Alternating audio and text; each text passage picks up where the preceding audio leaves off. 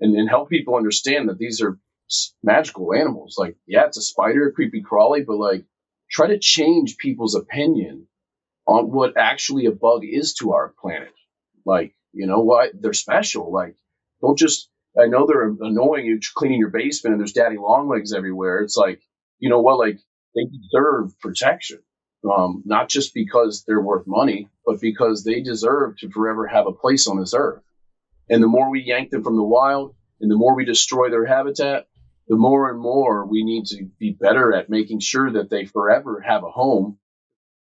This episode is brought to you by Reptiles to You. If you're shipping reptiles, you need a company built by reptile industry professionals that you can trust. That's why I'm excited to be working with Ben Gann, the owner of Reptiles to You.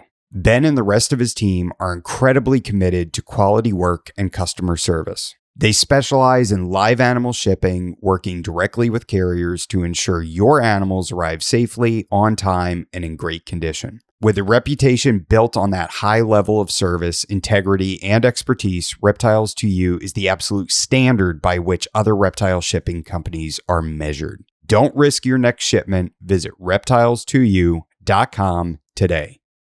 This episode is brought to you by Soul Reptile. Soul Reptile is a boutique, direct-to-consumer lighting and husbandry company focused on bringing the latest reptile physiology and lighting science into the hobby. They're the creators of the Vision LED, the most powerful UVA1 LED available for reptile lighting. They also produce precisely tuned near-infrared systems designed for specialized animals, including invertebrates. If you're serious about replicating natural sunlight and dialing in your animal's environment, Soul Reptile is pushing that science forward. Soul Reptile, the science of the sun. This episode is brought to you in part by ExoTerra.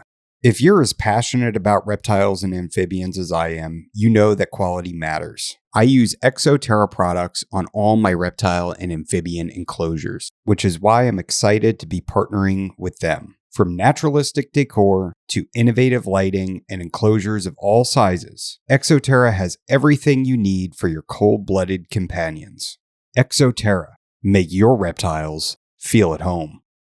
This is the Expert and the Idiot podcast. If you like the show and you'd like to support us, there's a link to our Patreon in the description below. Some benefits include getting access to new episodes up to a month in advance. There's also links to USARK and USARK Florida. If you're not already a member, please sign up. Enjoy the show.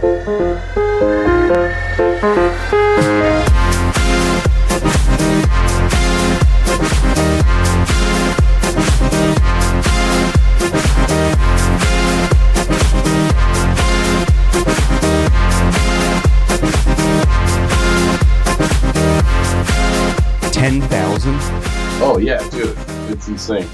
Way more than you would think. Just one egg sac alone has 300 in it. Jeez, dude.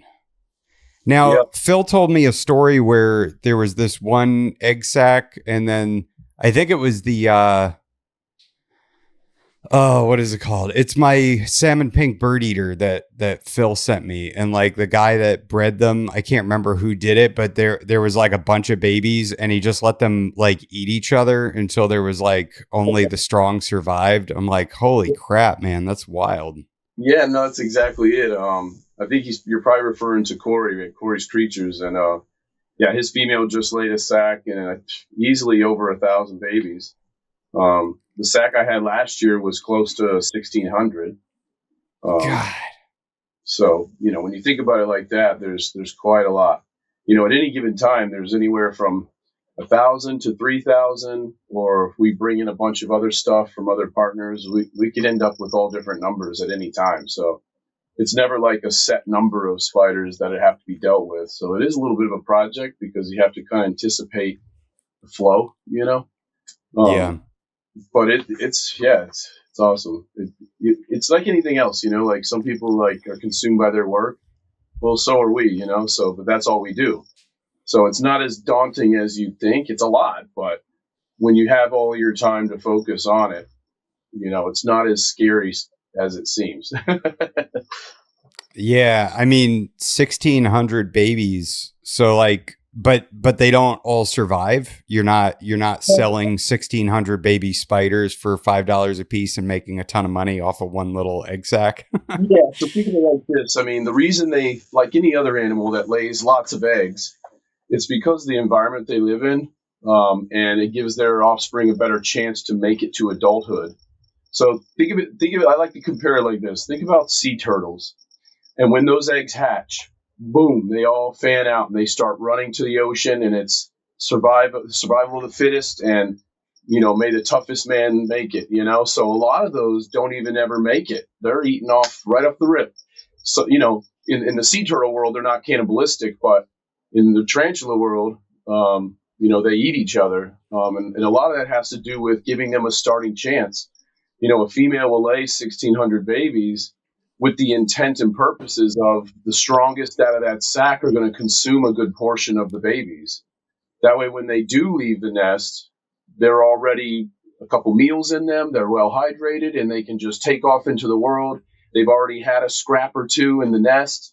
You know what I mean? And it just gives them a much better fighting chance. This episode is brought to you by Chewy. Most people think of Chewy for dog and cat food, but if you keep reptiles, you should absolutely be using them too.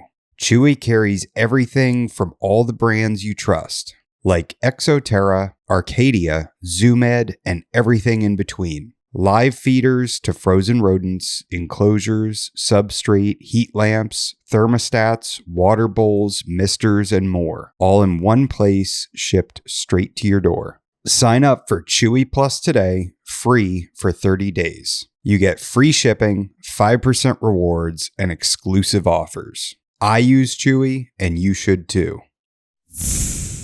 You'll see that some species have very small numbers, and that all plays into their environment, how hard it is to make it from a sling to an adult, and the types of predators they have, and also the type of tarantula it is, whether they live underground or they live on the surface or they live in the trees. So typically with New World spiders, you typically have higher numbers. And has a lot to just do with the environment they live in. It's kind of, once they've been with the mother for a certain amount of time, they kind of just branch out and fan off. They're not as, I guess you could say, communal tolerant or species tolerant of each other as you would find in like old world spiders or baboon spiders. Where they come from, they have a lot different types of predators and environments. So they usually have smaller numbers, but they also stick together a lot better and are a lot more communal tolerant to each other because of the lack of resources, how hard it is to actually be a little bitty spider in that jungle. It's in your benefit to tolerate your siblings, not be as cannibalistic off the rip. And the 75 to 100 babies now have a lot more better chance sticking together. The mother tends to stick around a little longer. She'll feed, and then they'll actually feed with her. Sometimes she'll just kill a bug and leave it, and they'll scavenge from that. And you'll see these communal-like tendencies and certain species like that, opposed to an LP where they hatch out and they just fan out like sea turtles. Like there is no rhyme or reason. If they cross their brother's path in a couple days in the forest, they're going to try to eat each other. And possibly very well so have eaten a few of their siblings along the way. And then you have probably, I'd say, 5 to 10% that just fail to thrive right off the rip, due to captivity, keeper error, whatever you want to label it as. But there's always that loss. There's never any sack where you're like, I got 100 babies and I got 100 for sale. Like sometimes that happens, but along the way, somebody's going to buy one of those and end up with a little dead spider or something like that. So it is important to make sure that the spider goes through its normal cycle before it would leave the nest. So you'll see in the industry, there's a lot of people selling slings, these tiny little slings of some of these species. And it's actually best for them to reach a certain state before you start separating them or you start trying to sell them. Because then somebody's going to get one. That might have been one that was supposed to get eaten or possibly just not make it, and now you've sent that off to be somebody's pet, so it's usually by the third or the fourth molt you really start to see who's going to thrive and who's not. You know what I mean? Because the ones that don't, they typically don't start to feed right off the rip. And if I just pull the sac early and I incubate those eggs, and as soon as their little tiny spiders run around, I just start cupping them and selling them. I don't even know if they're going to feed or if they are healthy enough to be sold. And unfortunately, that's what happens in the hobby, the industry right now. Is people are like, "Oh, I got a sack," and yes, as soon as it's ready, they're ready to put them, and they're excited to have them, and not realizing that depending the species, anywhere from 2 months to another even year to like stay with the mother or kind of stay clicked together. One of them in the industry that's really popular is the Balfouri, Monocentrophus balfouri, and that's a baboon spider from the Socotra Islands off of Africa. And they are very species tolerant because there's very little food, very little real estate, and there's a lot of stuff that wants to kill you, including the weather. So they tend to stay in the mother's nest, live little communally until they reach about an inch.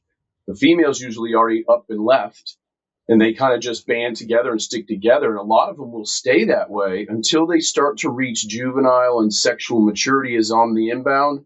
You'll start to see females and males branching off and not become, not tolerant to each other anymore. And that's way different than you would find with LP, the salmon bird eater that you're referring to, so. Yeah, if we could, while we're talking, if you could do the scientific name and the common pet trade name, I would really appreciate it. Just because I'm not into the Latin names of spiders. There's a couple I have locked away, but Okay. we're literally talking two. Well, in that respect too, I know all the Latin spider names by heart and how to spell them. But I don't know all the common names, and I actually try not to use those as much as I can. A lot of times I will for like the iconic ones and the ones that like people would know, like OBT. I'm not going to say Tarantulas murinus, you're going to be like, what? If I'm trying to show you an OBT, I'm going to say OBT because people just know that, But then you've got common names like Mexican red knee. There's like 4 different kinds of Mexican red knee. If you ask me to sell you Mexican red knee, I'm going to be like, okay, like which one? There's like a painted knee, there's a flame knee, there's a blood leg, there's like all these different types, which can all be called Mexican red knees. Technically, they all have red banding and they're from Mexico. Yeah. So I mean, this is a reptile podcast, but this is going to be a fun one to do because I feel like a lot of people that are into reptiles are also into invertebrates to some extent or another, and quite often when you're walking around, reptile shows and everything, you usually run into invert tables, whether or not it's springtails and isopods, or if it's something with, tarantulas and spiders on it. And now for what is the difference between a tarantula and a spider? Because tarantulas aren't true spiders, correct? Correct. So they're all arachnids, but what makes a tarantula unique are special traits that they have. What true spiders, will call it, don't have. A lot of true spiders struggle to climb glass. They don't have the special pads on the bottom of their tarsus and metatarsus to be able to grip and climb. Tarantulas can climb glass upside down with no webbing. That's one trait, as an example. They also have tarsus hooks on the end of their toes, which a lot of you, to give you a reference, like pink toes, Look at that pink toe closely. There's these 2 little tarsus hooks. And that actually allows them to like grip and propel themselves, not slip and fall on other materials as well. So they've got different capabilities, and then their ability with their spinnerets as well. The way that their eye conocular is, the chelicerae is different. The way that they envenomate, the way they hunt their prey. There's a lot of different things, but yeah, technically it's a spider. It's an arachnid like all the others. It's a unique family under the family of Theraphosidae, theraphosid spiders. That just by saying that, it lets you know right away that they're big, that they have, a much different behavior when it comes to breeding and rearing of their young, and those other traits that I just spoke of. There's a couple different factors, but what it boils down is how they're classified for what traits they have in the ecosystems and the lifestyle they live.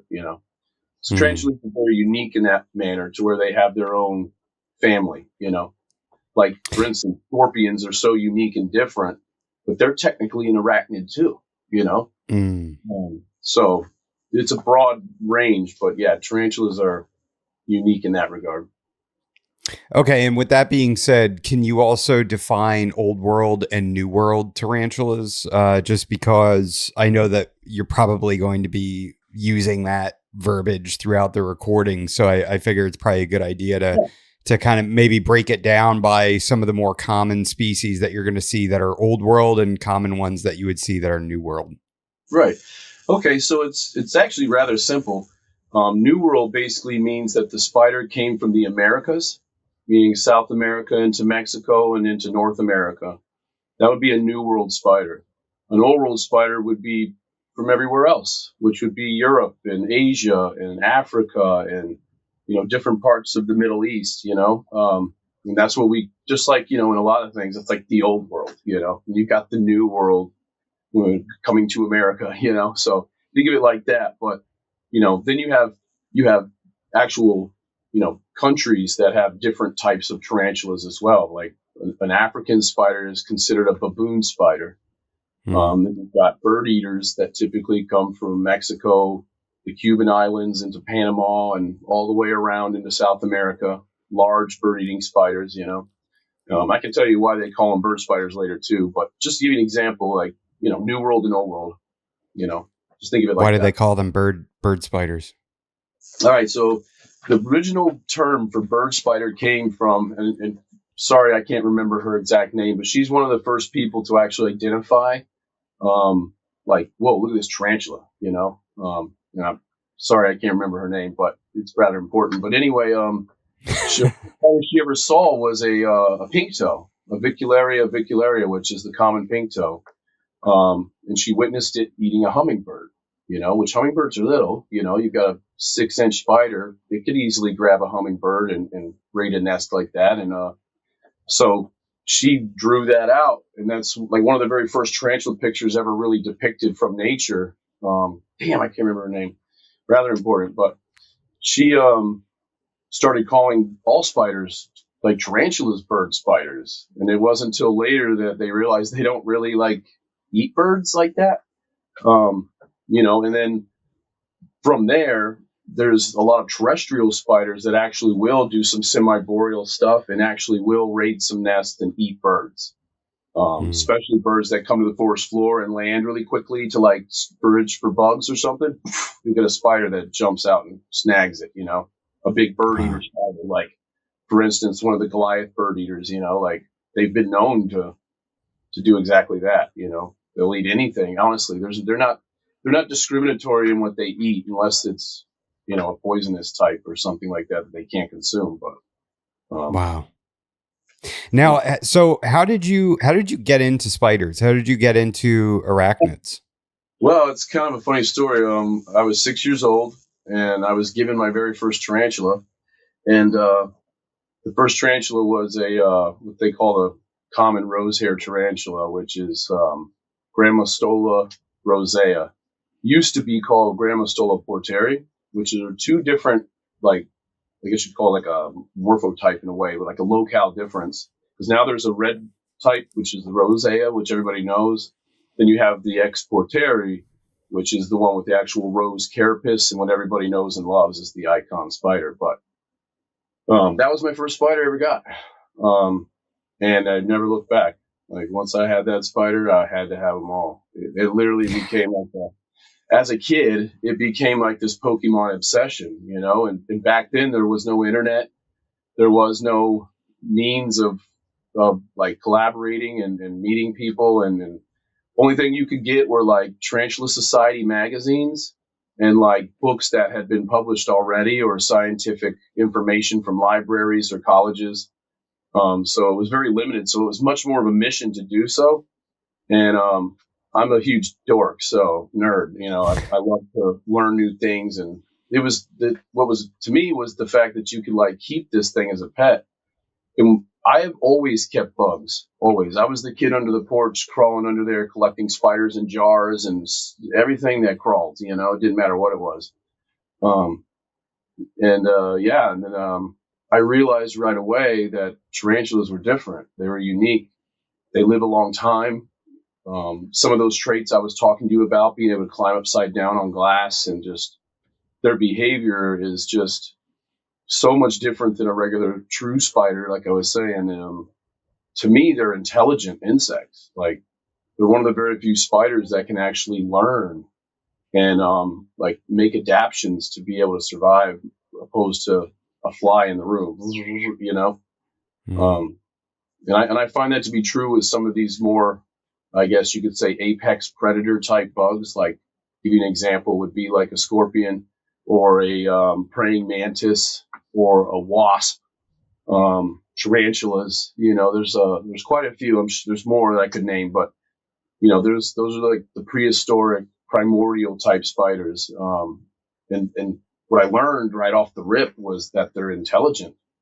Like, way different than another bug. I don't know if you've ever held a praying mantis. You can just see that there's something going on up there. The Oh bug's yeah. actually kind of computing and thinking, and like there's intellect there compared to other bugs. And that just, once I discovered that on my own as a child, I was like, whoa. It was like, I need so much more of this in my life. So, and then from there, it just became an infatuation of collecting the different types and learning about each one. Because it's not so much just getting this spider. For me, it was like, okay, how do I set it up? Learning about its ecology and like where it's from, how it was discovered. And through all that, I learned about the weather on almost every part of the planet. Everywhere a tarantula survives, I know weather cycles now. Like you just learn so much. And it was just this rabbit hole of like incredible information. And it led me into high school and then into college for arachnology. And I realized that there's no money in arachnology. It's like a teacher thing. You do it because you love it, not to Mm. drive a Mercedes. You know what I mean? And I'm not saying that's why I didn't do it, but it's while I was in school learning about spiders, that's when I had to have a real job. So my family was always into construction, and I just stuck with construction, and that always made plenty of money to be able to allow me to finish school and focus on my spiders, and I've never looked back. And then as I got into my late teens, early 20s, I realized that you can make money doing this, and not many people were. And that was around the time of the internet age, where you could go on a website and order some spiders from people, and you know join chat rooms, and then it just grew from there. And then about 25 years now, we've been doing it on a professional level, Wow. and just never So looked back. how and when did Underdark Inverts get started?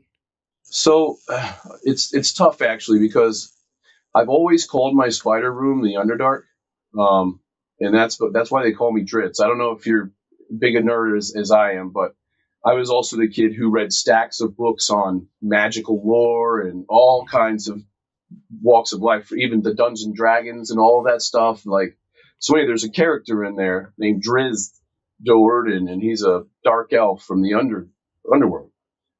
But it's a place called the Underdark, right? There's all types of creatures, bugs, insects, creepy crawlies, goblins, whatever. But there's a race of elves that live down there, and there was one of these elves. The stories are written around is Dritz, and he makes his journey and becomes a outcast because he shuns their ways of evilness and goes to the surface and brings the Underdark's world with him to the surface. So that's what my logo is. When you're looking at my logo, you're actually looking down a hole into the Underdark. There's fungi Mm. growing. I'm a huge mycology person.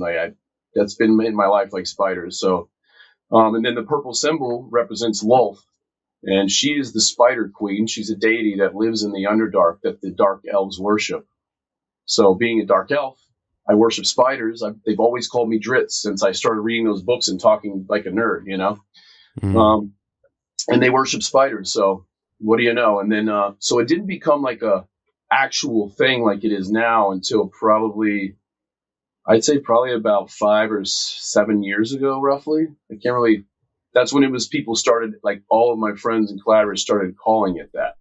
Like we were saying a second ago. Is it Underdark Inverts or is it the Underdark? So when somebody's like, Yeah. "Hey, I'm going to the Underdark," they don't say, "Hey, I'm going to Underdark Inverts." We just call it the Underdark. But the company is Underdark Inverts, and yeah, it wasn't on purpose, honestly. Because I've always sold spiders. I've always traded and done breeding and collaboration projects to make more of them, sustain Yeah. them in the United States, because most of the tarantulas that people want or are looking for or trying to get for a long time, they were being just imported. There was none of, you couldn't go to pet stores, and they didn't really have um, the spider selection they do today. Like, it was probably a core 10 to 15 spiders that you could get when I was a kid. So it was a forever mission for that. And I realized that, like, there's, sure, there's money in selling insects, but there's even more money in sustaining them and setting the market for them, because if I import a $300 spider, I can sell it for a lot of money. But, like, not only is that destroying the spider's legacy and its protected environment that it should be in, this spider now forever can have a home in the United States. Even when I'm dead and gone, there's spiders that our team has established here in the U.S. that were always being imported. People were paying hundreds of dollars for these little slings, and half of them die. And it's like, they're doing all this from nature. They're stealing them from nature. There's still many, many, many species that are wild caught today. Are we at a point where importing shouldn't be a thing anymore in your opinion, or are there still species that need to be imported, or is there enough that you guys have worked with that is now bred in captivity that it's not really necessary? Well, I look at it like this. There's so many types of tarantulas on this planet that we don't even know about. We've only discovered in the range of like 12 to 1,300 species. There's probably 4 times that out there. But a lot of these places, man can't get, or it's a war-torn country. There's no scientists going in there, like the deep, dark parts of the Congo. Like, you're not going in there, dude. You're going to be taken prisoner first, So, but that being said, there's always going to be a black market for bringing them into the pet trade. There's always going to be new ones found or discovered, especially as we carve and chip away more of the earth. We're going to eventually scare them all out. So these new spiders are always still showing up. I mean, we have new species coming into the hobby all the time because we're getting better at it. We're doing more destruction of the planet, so more little spiders are starting to pop up when they're carving out chunks of the rainforest to make, palm tree orchards. These spiders, whoa, look at that one. Nobody's ever seen that before. And then it gets cupped and put into the pet trade, and then they're always going back for more. So they usually end up in countries that don't really have a lot of regulation first. Then they get bred and put into the pet trade. And yeah, they're always going to be importing tarantulas because there's some species that you just can't breed in captivity, or we don't know how to yet. They're so unique and they're so specialized at what they do. It's difficult to replicate that in a captive setting. And that's the sad part. And that's what the Underdark actually is. It's a group of hundreds of breeders and keepers and, vendors alike that actually have that focus and understand that the future of this industry isn't just importing the spiders because we want them, because they're going to run out, man. And they already are at an alarming rate. Thank God for the last 25 years, the U.S. has really been cracking down on focusing on collaboration, working with people that have them as pets. Oh, you've got a male? Well, don't just let him die his old age. Send him here. Let's get him bred. Let's produce some babies. You can have some. Give them to your friends. Let's try to sustain this spider here. And that's what we do with our team is we try to breed a spider, and now we forever have males and breeding product. We pass them out to each other. They do some breeding. We send each other opposite stock. So we have that growth. And there's, we'll always have versicolors now. You're never going to need to get one from the wild because, one, you can't. If you did go out there and steal one, you're going to jail. They catch you. But it's just irrelevant now. It eliminates the cause. there's no worth in that when you can buy one for me for 25-30 bucks.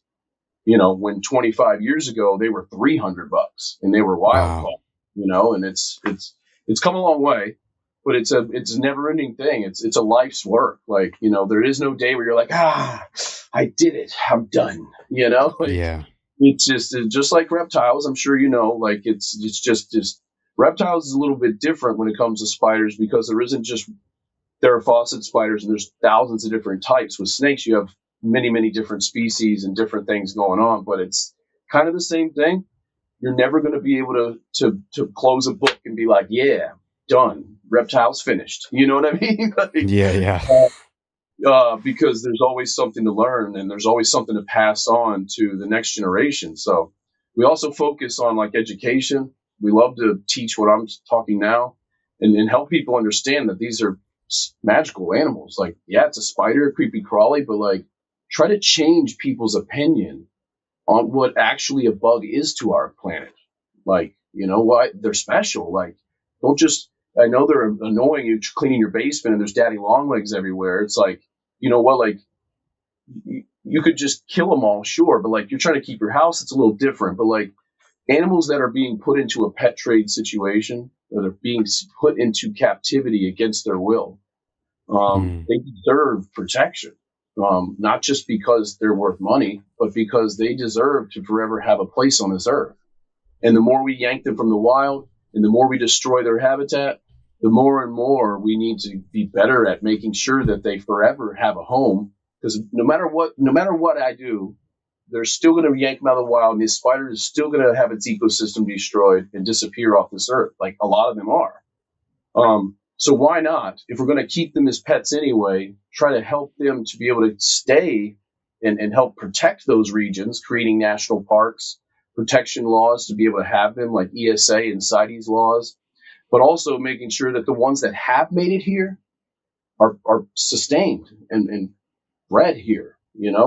There's always going to be that fear of, if I breed a spider in captivity for 25 years, right? And I breed those versicolors and versicolors, even though I'm doing collaboration changes to create, diversity in genetics. I'm not just breeding kids with mother. I'm actually trying to get some different genetics and try to make sure that there's this larger pool of genetics for them, diversity, should say, because that helps them to actually sustain. And nobody actually knows. It hasn't been done long enough, and there's very little knowledge or research being done about what happens when you take a wild spider and you breed it in its offspring for 25 years in a captive setting. Does Mm. that spider start to actually change? Do the offspring start to become desensitized to humans now? Maybe over the next 200-300 years, they're already long gone extinct in the wild, but they're still in the captive pet trade. Like, are we eventually going to have spiders with no urticating hairs now? Because they all kick them off immediately in captivity. They spiders are very adaptive. Like, they actually can learn. I did some research as a child with some slings. Like, when I was really getting into them, realizing how intelligent they were, was setting up sling pots of one species, all from the same egg sac. And then I drilled a small hole in the top, and I only fed them through this hole. So out of those 10, probably 4 of them just could never figure out where it was. I'd have to just drop it through the hole and they'd find it, right? But then you'd Mm. have some that actually realize that that worm is being held there, and the only way to get it, they start to sense that that's like that. And over time, when they're hungry, now they just sit at the hole. They don't Mm.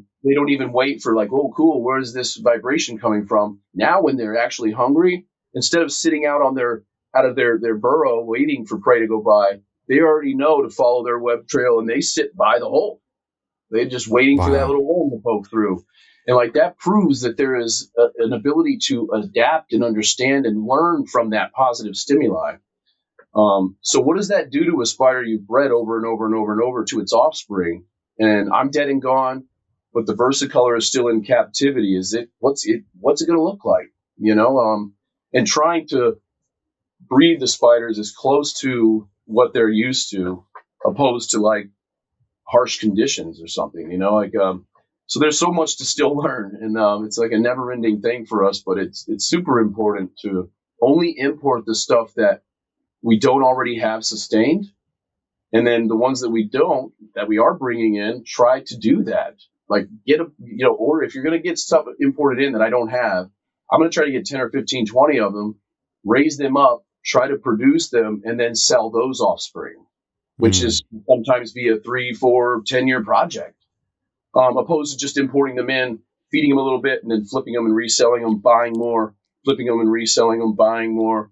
And that to this day, there's probably easily 100 plus species that get imported in because they're just so cheap and easier. And I don't have to like grow them up and feed them. And I'm a vendor. I don't breed. I just sell, so they're buying these huge import orders. And it's like that's what causes this problem. And trying to get that awareness around, like, I'm not saying like, don't buy spiders from people, but like, try to find them that are being ethically sourced and worked with, opposed to just this vendor that just every week he's got a new import list to pull off of. And it's like stuff that we have been breeding here for years.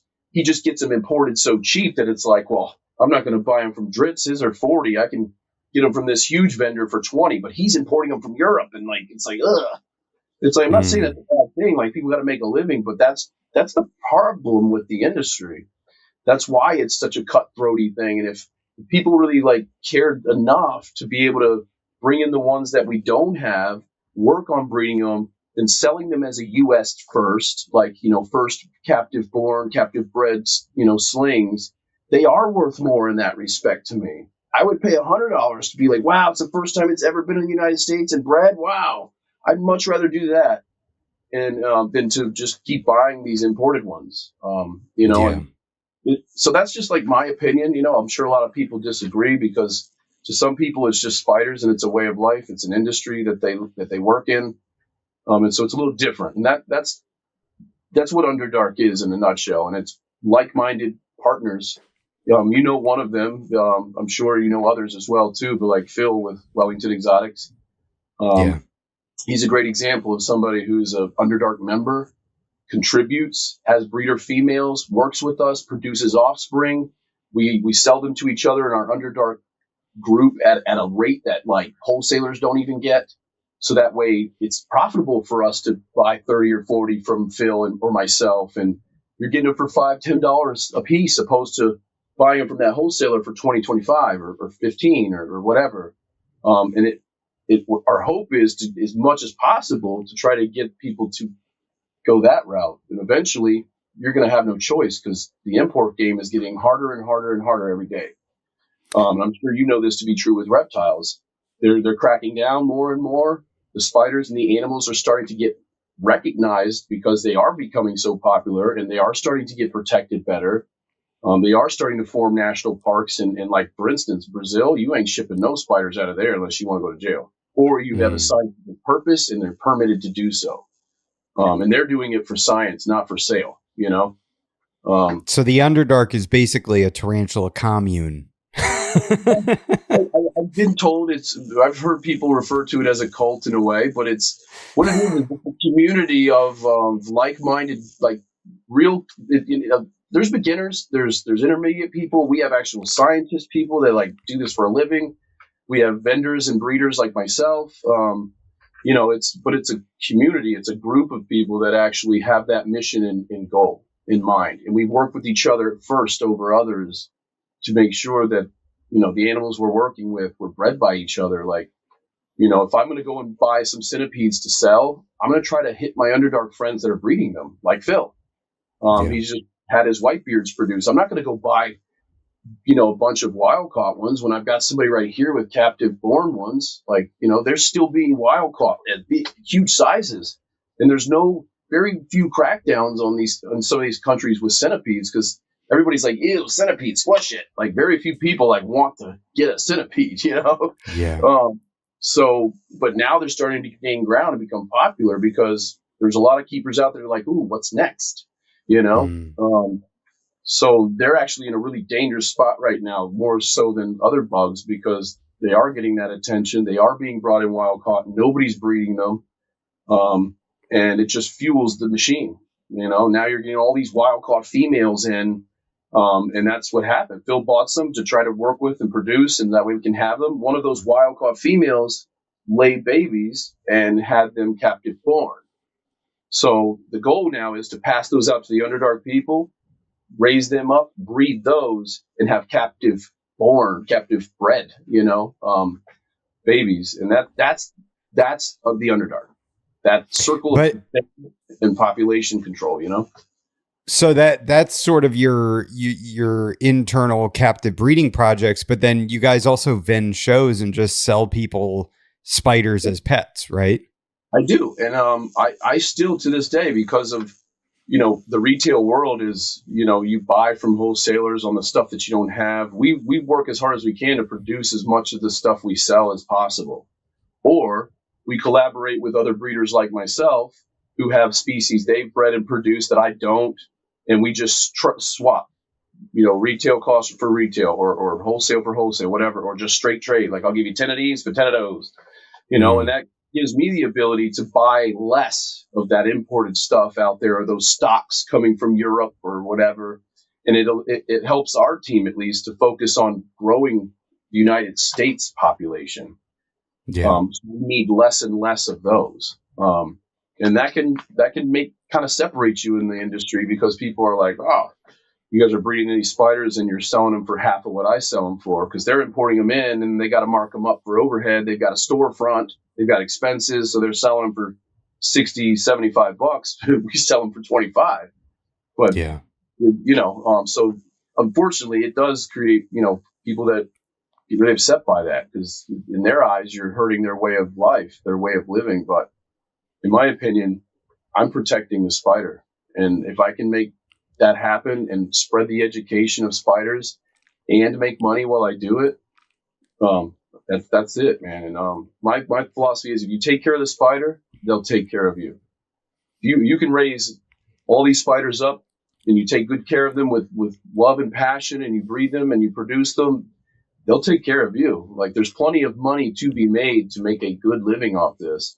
You're not going to get rich. That's the kind of the problem in the reptile industry and the exotic pet industry. Is there's a lot of people that I call them fly-by-nighters. They see that they go to these expos and it's this guy set up on a table and he's kind of getting some money, they think they're going to get rich. And like, now you've got ball python breeders out the ass, and like, none of them actually really know what they're doing. And like, same thing with spiders, and then all of a sudden you've got people who bred 3 or 4 spiders and they're breeders now and they're trying to vend, and it creates this weird saturation in the market, and a lot of mass confusion, because like in any other exotic pet trade, the misinformation is just spewed. You get little groups and cliques, and they think it goes like this, and that's what they teach and tell. And then you got people over here teaching how to do ABICs a whole different way, And then you go online to look something up, and there's like 4 different ways to keep this spider now, and it's wicked confusing. And yeah. So it's been a lot for us, but it's a passion that's what we care about and we focus on, opposed to just trying to flip spiders for profit. Don't get me wrong.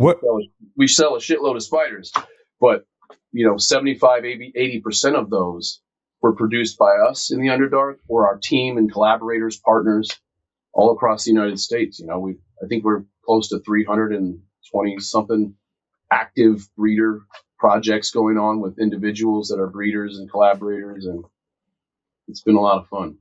Wow.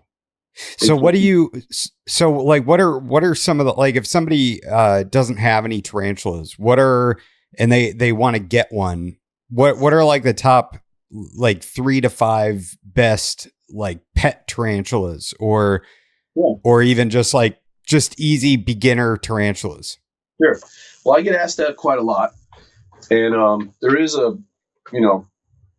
this stigma in the industry. It's like, oh, don't start with an old world, or don't get one of those huge bird eaters. It's like, at the end of the day, you can start with any tarantula.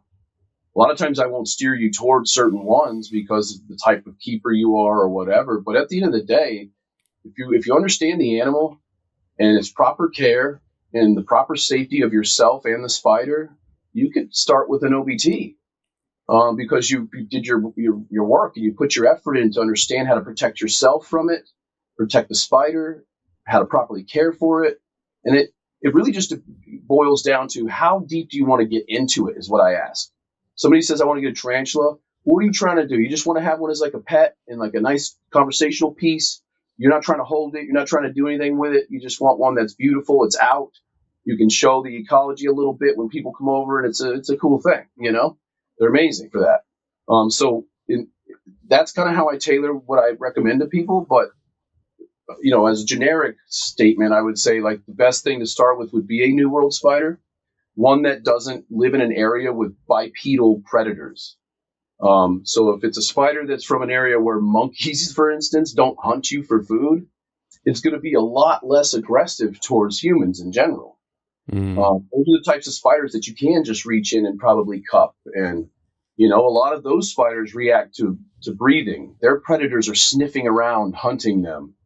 So when they sense that microdensity change of sniffing, they will kick urticating hairs as a defense mechanism in hopes that you sniff that and you just, whoa, you're all set. You don't want to mess with me.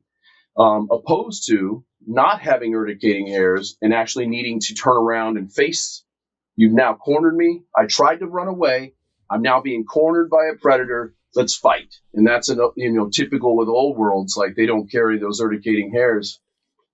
And so I guess I could say is a great species we can say that I would recommend for somebody that just wants a pet, wants to get to know them, learn their behaviors, see how amazingly beautiful and intelligent they are, is start with something that's a Mexican type species, South American, North American species, because the only thing that really hunts them are other insects or animals that run, from North America into Mexico. There's not many bipedal creatures hunting tarantulas like us that are going to pick them up. And so when they get picked up, they're not like, holy shit, a predator. If you pick it up and you're breathing on it, like, yeah, they're going to kick hairs and go running, or try to bite. So the key is finding a spider that works for you on that manner. If you want to hold it, you want one that's not going to react like you're a predator when you go to react with it. So great ones would be like Grammostola. Is a genus. There, a lot of people know the Brazilian black, the Chaco golden knee, which is the Grammostola pulchripes, which is from the Chaco Canyon. You've got the Mexican red knee. These are a lot of like really slow moving, long living, tolerable of moist and arid conditions, so they can survive a little bit if you forgot to water them or you don't feed them this week. They can actually go a month or two without food, some of these species. So they're great beginners because they tolerate beginner mistakes.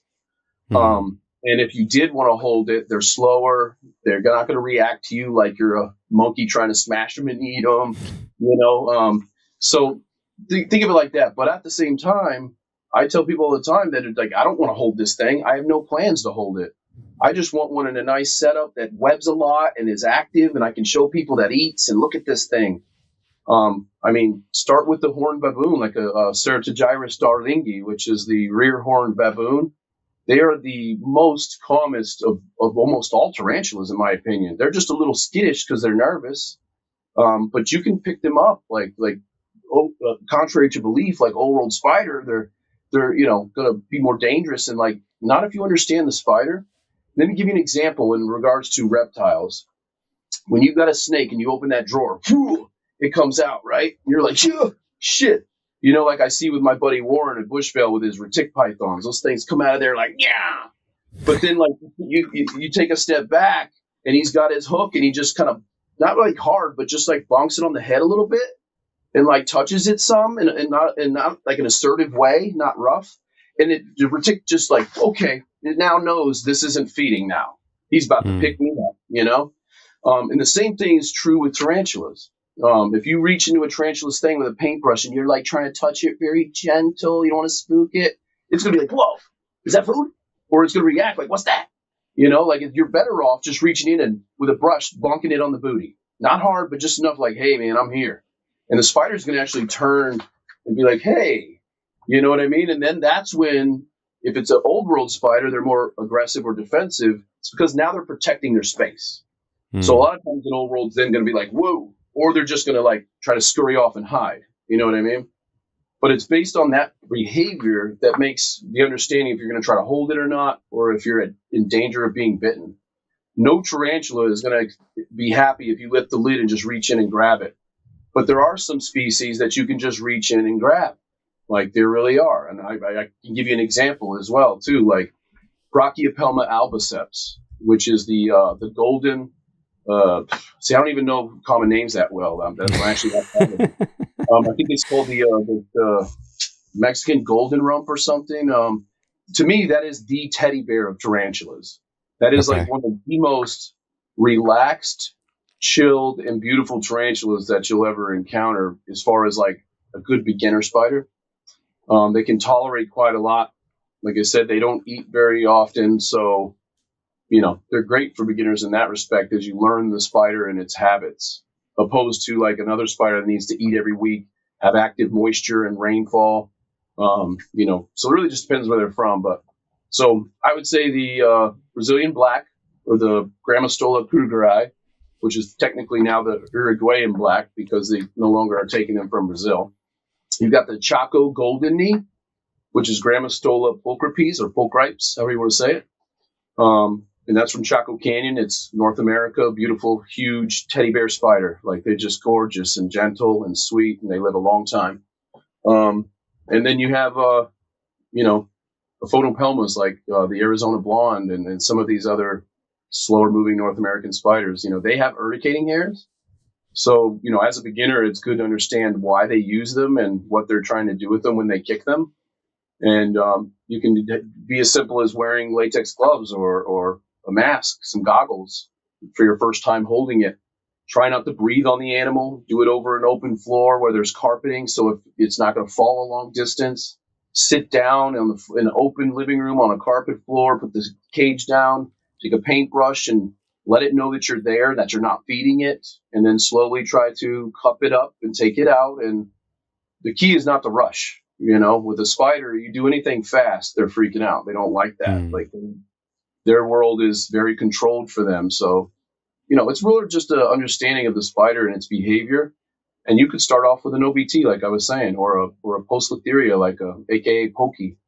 I know a lot of people who get a P. metallica as their first spider, and they've had it and they love it, and now they've got 100 spiders.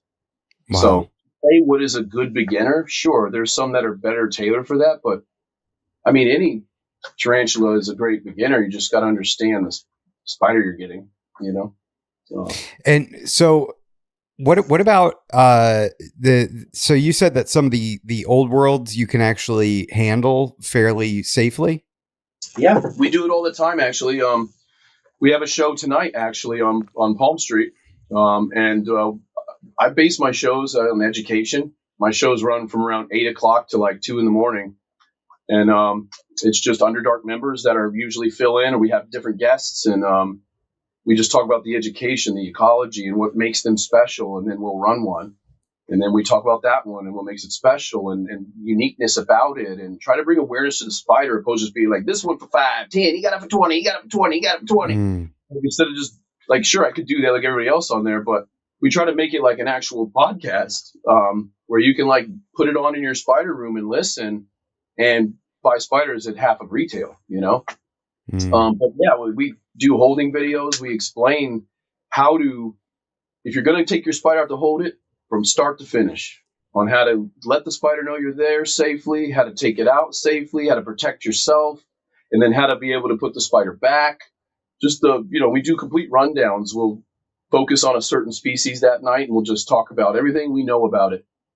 And a lot of times my guests will be there too, and they've got a lot of experience, and it becomes like this back and forth banter of education and centered with the ability to buy some spiders for half retail. So yeah, we love showing people how that's done. When we do our expos, we always have a spider out.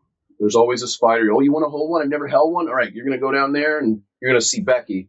And she's there with one of those really chill ones, hands over the table. This is how it works. She's explaining everything I'm explaining about the urticating hairs. Don't rub your eyes. Don't breathe on them.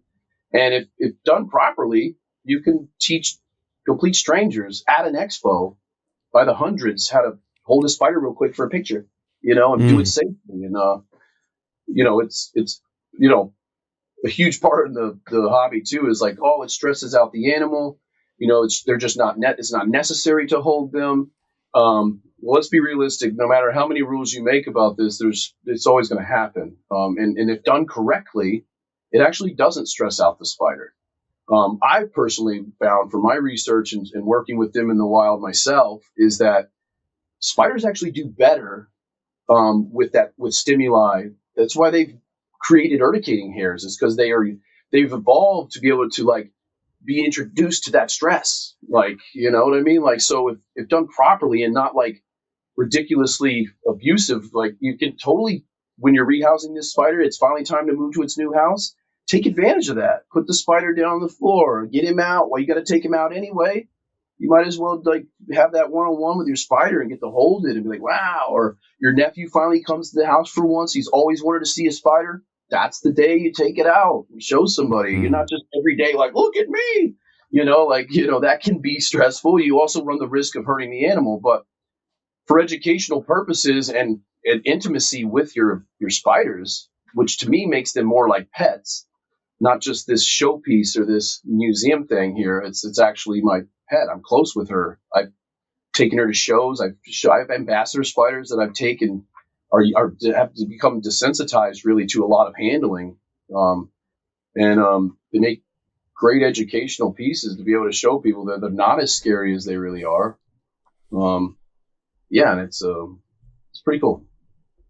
So now Phil is very is very against holding spiders, and yeah. I like holding any animal that I have, or at least I like having the ability to hold the animals that I keep, and so like are there certain spiders in your opinion that are completely off limits? You should not be holding them because the risk is too great because of their venom?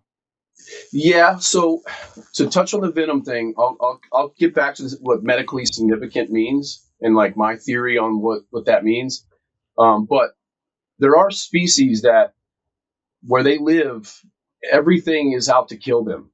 Like if they're out of their nest, they are just running around. Like you can get that spider out and eventually get it to sit and but it's not easy. Like, and you run the risk of hurting the spider. It can run around and go crazy and run around your back before you're even like shit, because like they've evolved to be able to just disappear. Like, so they can't get grabbed by something, and like, so yes, there are a lot of species that just better off, just don't fuck with it, man. Just leave it alone. But once again, if you're taking it out to do a rehousing, work over a large bin. I like to put moss all around the inside of the bin, set the enclosure down into the center of this bin, and then open it up. The spider's going to be very upset you're pulling it out of its safe zone. It's going to probably run up and out, blah, but it's going to run into the bin, possibly tuck and hide in some of that moss. That's all it's trying to do, is get away and hide. Once you corner a spider, that's when you typically get bit. You reach in and just try to grab a pokey, or you spook it out of its thing and you corner it in a bin and you try to grab it, you're going to get bit. Like, there's no way around that. It's going to bite you. But if you let the spider crawl up and out gently with a paintbrush and it goes off and into the moss, then you get a cup and you slowly cup it. Then you set the cup on the floor, and then you take a paintbrush and get it to come out of the cup, and you're not breathing on it. You're very still and quiet. You'll be surprised at how many baboon spiders that you can actually just cup it up, and it's like curious. Now it's just like, what is this? Because if it was a predator, it would have killed it already. So they've got this innate response to stimuli that, like, if a predator is going to break in and get me out, it's after me to kill me. Like, So if I get pulled out and now it's like, whoa.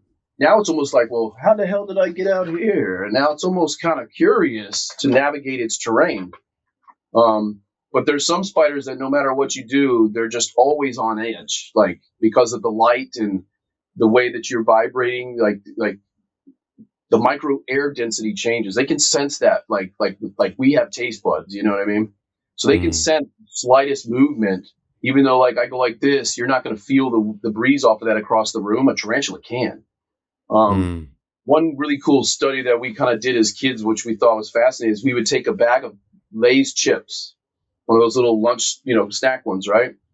eat the chips, of course, and then you've got this empty bag. But it's a cool little study to be able to show you how sensitive tarantulas are to micro, low frequency and high frequency micro density changes in the air. You can take a bag of chips and just go like this. And most of the spiders that are like out or sitting perched for food are like, they're actually like, they can sense that, like, whether it's a prey item or some of them just run and hide immediately because they're like, what the heck is that? But like they're over on the shelf over there in the room in an enclosure, and I'm crinkling this bag of chips, and they can sense that. Wow. So some spiders are way more adept to that sensation and that stimuli that they're just not good for holding because of that. It's risky for you and the spider. Have you ever been bitten? Yes, quite a lot. Not like when I say that it's actually pretty tough to get bit by a tarantula and be envenomated, because a tarantula, when they attack their prey as grab, pulverize, inject, and let that juices do its thing. They're not just injecting you like a snake and then backing off and like let you get all fucked up. You know what I mean? Or whatever. They don't have venom like that. Their venom is more directed to the digestive nature opposed to prey immobilization. You know what I mean?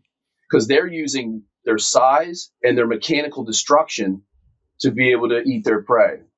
You know, they can grab a little mouse by the neck and like just, and the mouse is like it's done. You know, they don't, and then the venom is now going in and starting the digestive process.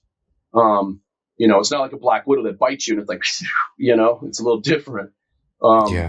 So now, that being said, with the venom, all tarantulas are medically significant.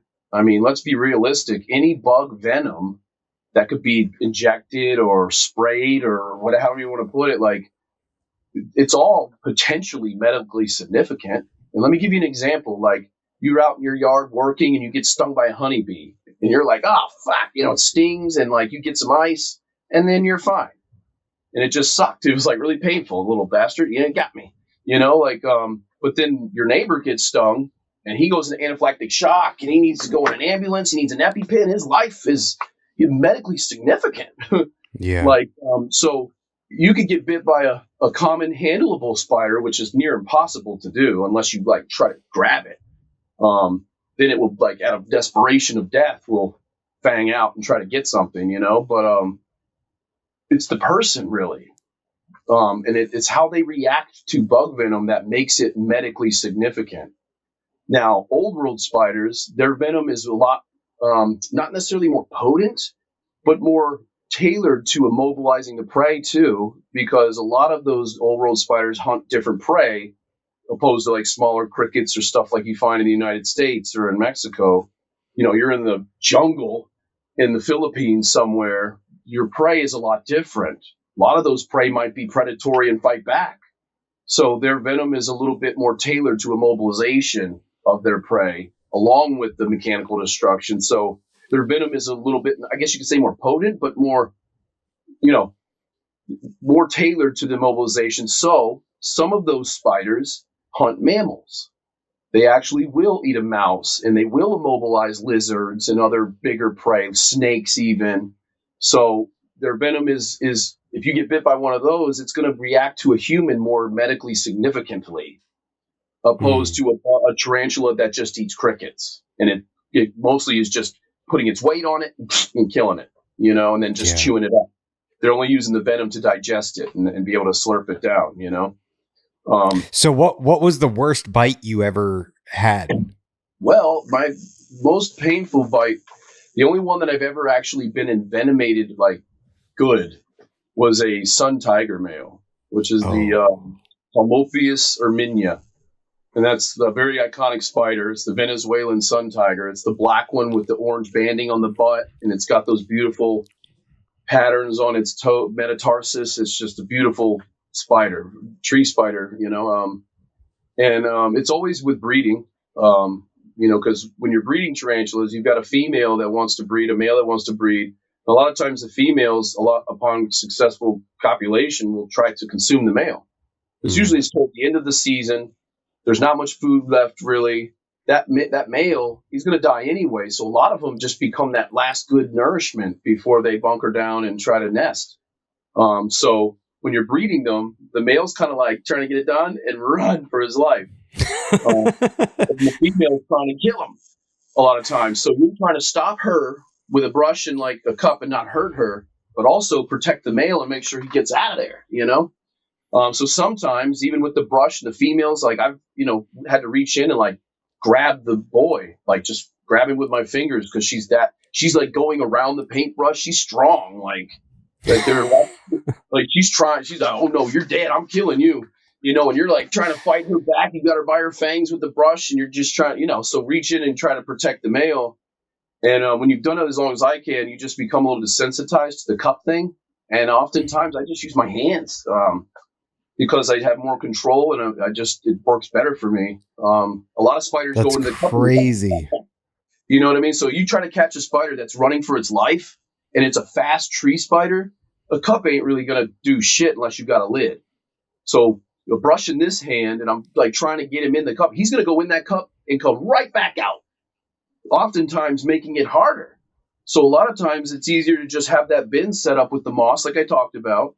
He's running for his life. Just let him run. He runs up and out and into that moss in the corner of the bin. And he's just like, oh, he's happy, and then focus on the female and her safety, and that sometimes gets a little hairy with fast moving, potentially aggressive females that are on a mission to kill the male, But yeah, it hurt. It hurt. My eyes dilated. Like I got this weird sense of like this weird euphoria feeling. Like it got me good. Like I reacted to that venom. Like my thumb swelled up. It's like, it feels like when you burn yourself cooking and it's just that nagging, stinging pain that like you need ice. It just hurts too much. I need to put ice on this. You know how you ever burned yourself like that where like running under the cold water was the only way you could like tolerate the burning? It hurts so bad. That's dude. Yeah. I burnt my index finger on my exhaust pipe on my motorcycle, which was like right at the exhaust port. And the bike had only been running for like 5 seconds. And I didn't think it would be as hot as it was, dude. And it was like instant. Like I went to go touch something and it was just instant, just blister, Instant yeah. pain. Then throbbing. That's what it's like to get bit by a tarantula. That's what it feels like when they envenomate you. So most spiders, when they bite you, unless you're just grabbing this spider like, then they're going to have the chance to envenomate you. Most spiders, they don't actually even want to bite you. They're just going to slap like they're striking, but really they're just hitting you with their toes. They actually have to do toes and then bite. You know what I mean? So as long as you get your hand out of the way, a lot of times they're just trying to do that. So you're like, whoa, and you leave them alone. That slap, So you kind of have to earn a tarantula bite. It's like if you get bit by a tarantula, I'm like, well, what'd you do? Because the first thing I'm thinking is you either were rough with it or you gave it the ability to be able to like grab and bite, which can happen very quickly. But that's often when people are trying to rush or trying to grab the spider. And damn. So yeah. So did you get bit by the male or the female? It was the male. Okay, it was the male. The female came after him and like he booked it and like he jumped. He didn't actually like just run for it. He like unhooked and just backflipped like out of there. And like my first instinct was like, whoa, little buddy, and as soon as he hit my hand, because I was like, like I just maybe a little too hard, or it just surprised him. Maybe he thought I was the female. Who knows what he thought? But yeah, he got me right in my thumb, and it was only with one fang. And yeah, it was instant, like you said, as soon as you touch the heat, it's like a sizzling, stinging, instant pain. My thumb swelled up. About 30 minutes later, my eyes were a little dilated. Like even Becky was like, did you eat mushrooms or something? Like, what's up? No, I was like, I got bit by a sun tiger. And I was like, it's banging. Oh my God. But it actually, like, I almost felt a little like disconnected, like a little like euphoria, like almost Mm. like, wow, man, I just got bit. Like, it was just this. So I was just like, oh, it's just banging, man. It really hurt. But and then as far as dry bites goes, it's kind of no different than sticking yourself with a pin. You know, Mm. you ever been like working with a tack or something sharp, and it's like it slips and it gets you in the thumb. That sharp, instant little prick, and there's a little blood. Like that's how a tarantula bite is. Yeah. Um, if you give them the ability to do that mechanical, yeah, and then venomate you, which is not hard to do because they're quick. So most bites are not on purpose. It's like this accident that occurs. How long did it take for that pain to subside and for you to get totally past that? And what is there any like necrosis from their venom? Well, I mean, I've never heard or seen of, and I guess it boils to the person and how well that you react to bug venom, because some people can't break that toxin or those toxins down that's in the venom as well as others. So it's more medically significant to them, like we were talking about, and they might end up with like a scar or like some of the bites, if it is envenomated and they don't react well to bug venom, it gets really swollen and the skin cracks, and then you get like a Mm. sore almost, and then it can leave, like, depending on how you treat yourself and how you heal, like, I'm sure you can end up with a scar or something. But the pain for me was, by the next morning, the burning and the stinging pain, like, was already gone. It was already fading about 6 hours after that.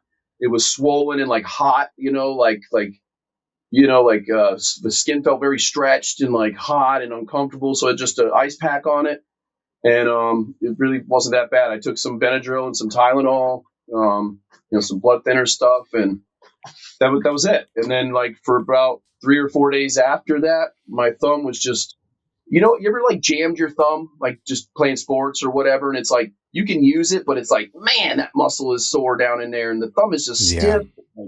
It was like that for several weeks, Wow. on like reminder that you got tagged. But nothing that was like, preventing me from doing more spider stuff. So, Wow. so yeah, And it's, that's considered a medically significant spider, right? I mean, yeah. So all the Salmopius are, tree spiders in Venezuela. So they're encountering all forms of life in those jungles.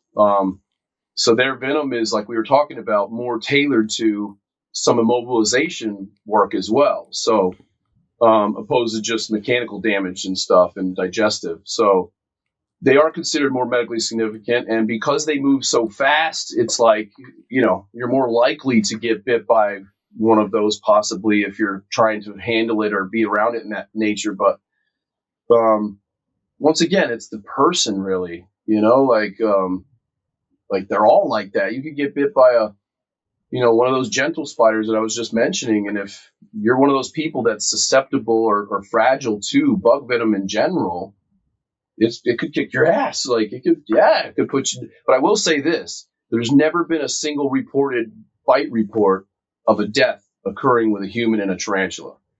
But Mm. that's documented, I should say. And that's, I mean, think of it like this: there's millions of people in the industry that keep them, millions of breeders and hobbyists, and tarantulas are all over, right? So to not have anybody have ever died from one, even though they can be medically significant, and people die all the time from getting stung by bees and other stuff.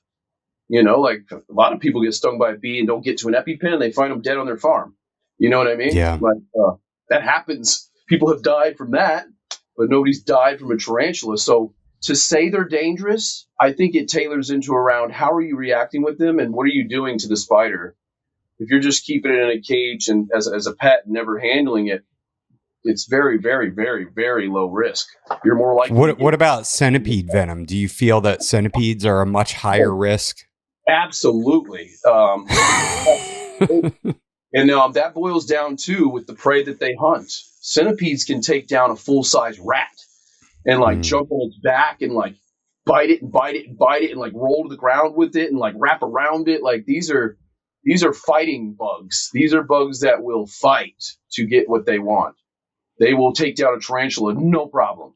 tarantulas got no fucking chance. I have seen tarantulas in the wild eating a centipede, and that's probably because the centipede didn't even know the spider was there, and the spider got it on the head quickly enough and, won the battle. But if you were to put a tarantula and a centipede in a thing to battle, the spider's got no chance other than to be faster and run away and stay away from it, because once a centipede gets you in its marks, it's going to grab you and it's just going to wrap it around you like a snake does. Like you're done once it's got you. Once it puts its hands on you, man, good luck. And that goes for people too. So because they live their life in predatory like that, their venom is way, way more tailored to immobilization. So for small mammals, bugs, lizards, reptiles, you name birds, snakes, their venom is going to do like immobilizing damage quickly. So you get bit by a centipede, like for instance, a whitebeard, it could be bad. Like, even if, like, for me, like, I'm, been around spiders, I've been bitten, it didn't really affect me too bad. Like, so I wouldn't consider myself fragile to bug venom. I've been stung by bees and it just hurts. That's it. It swells up for a day and that's it, But I would be scared to get bit by one of those. I don't know if you've ever heard of a guy, his name's Johnny Venom. But he's huge into centipedes and he works with Nerd. I'm sure you know who Nerd is. Sure.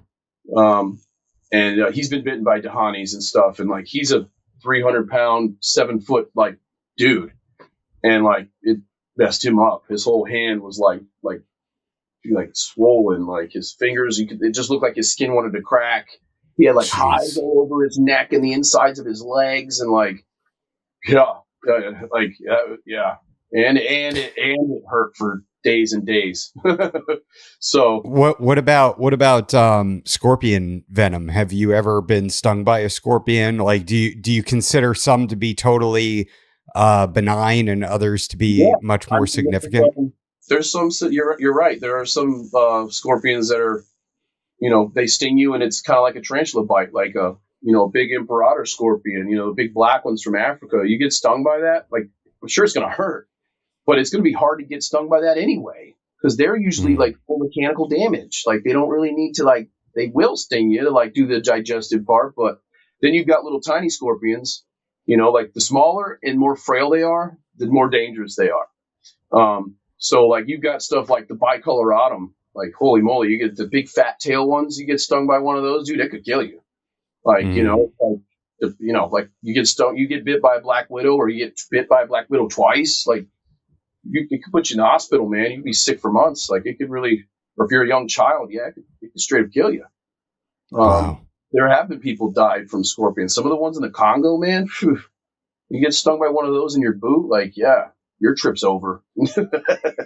Like, so yeah, there's some bugs out there that are wicked mean, but you also got to think about what's hunting them.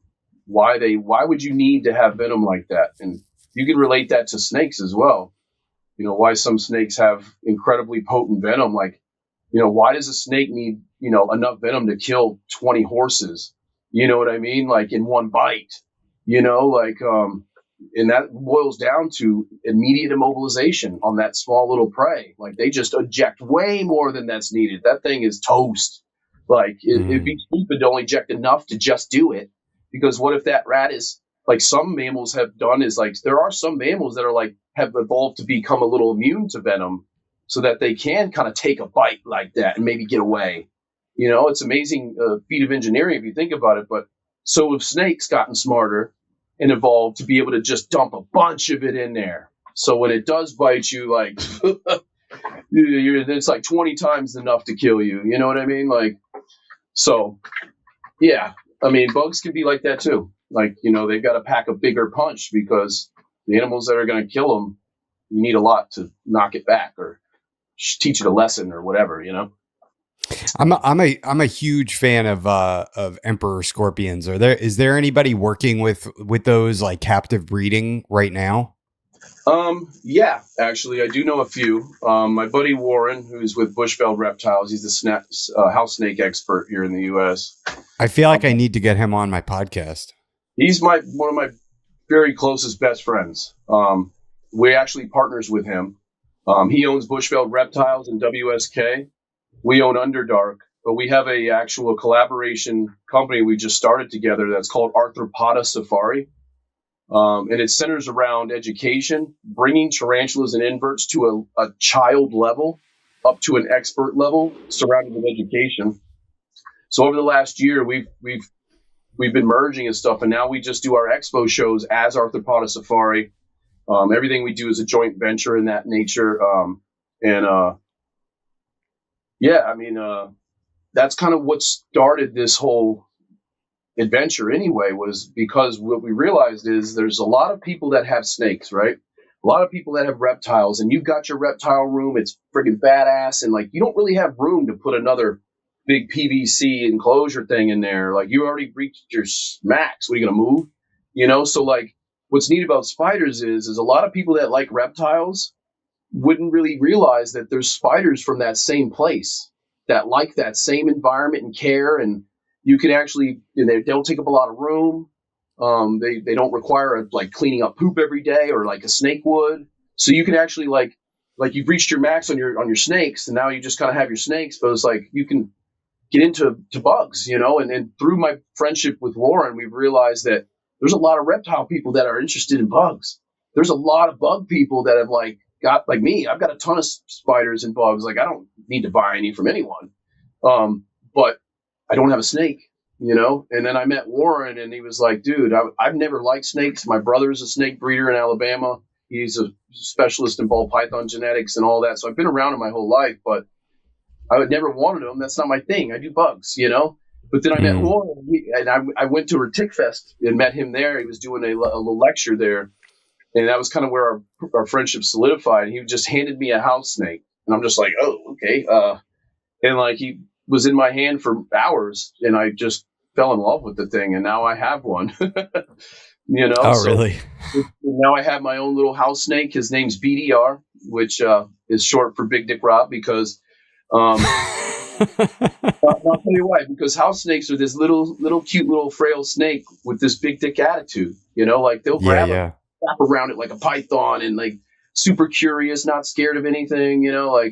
So anyway, now I have one, and that dawned on us. Like, what are we doing? Like, there's so many people. There's this huge crossover that like really isn't happening. And there's, like you said, you've got a couple tarantulas. And you specialize in reptiles. You have this podcast here, and it's like, why not try to reach more reptile people and bring what we're doing right now, this education understanding of like, it's more than just a bug, man. Like, if you like exotic animals and you like amazing pets that are unique, and you've already got all the snakes you could possibly get, there's no way you're going to fit another big one unless you got rid of some. There's always a space for a little tarantula enclosure. Maybe get a tarantula from where your favorite snake is from. Like, let's talk about like a retic python, right? You want a retic. There's tarantulas from Java. There's tarantulas from those island chains all the way through there. All of that Indonesia area is loaded with amazing tarantulas that probably encounter retics in the wild all the time. So you can actually not have to change anything in your snake room. You can just take this spider, set it up in a nice little thing, and put it right on the shelf with your snakes, because they're the same. I've even got some friends that have huge snake enclosures, right? Like, it's just one big ass nice setup with everything. It's kind of like bioactive-y, and they have tarantula enclosures in there with the snake, because the snake is exactly what the spider needs. So if you're able to keep that retic python or whatever example alive and happy, I wouldn't recommend that in a retic enclosure, because like they're just going to smash that thing. They're huge, So, but like there are some pet snakes out there, little like corn snakes that you could set up and like potentially have spider. You can even there's so much hasn't been done with bugs and reptiles. And a lot of people fail to realize that a lot of bugs live in harmony with reptiles. There's tarantulas that live in burrows with frogs, because the frogs. I've heard that. So you could technically, if the spider's well fed and has its own little setup, you could have little froggies, and those particular frogs don't fear tarantulas, but the frog has actually evolved not to set off the spider's feeding response. Does that make sense? So the spider's not even looking at the frog as prey, because the frog moves and acts in a way that the spider recognizes as, hey, that's not food. That's a foe. That's not a foe. That's a friend. you know?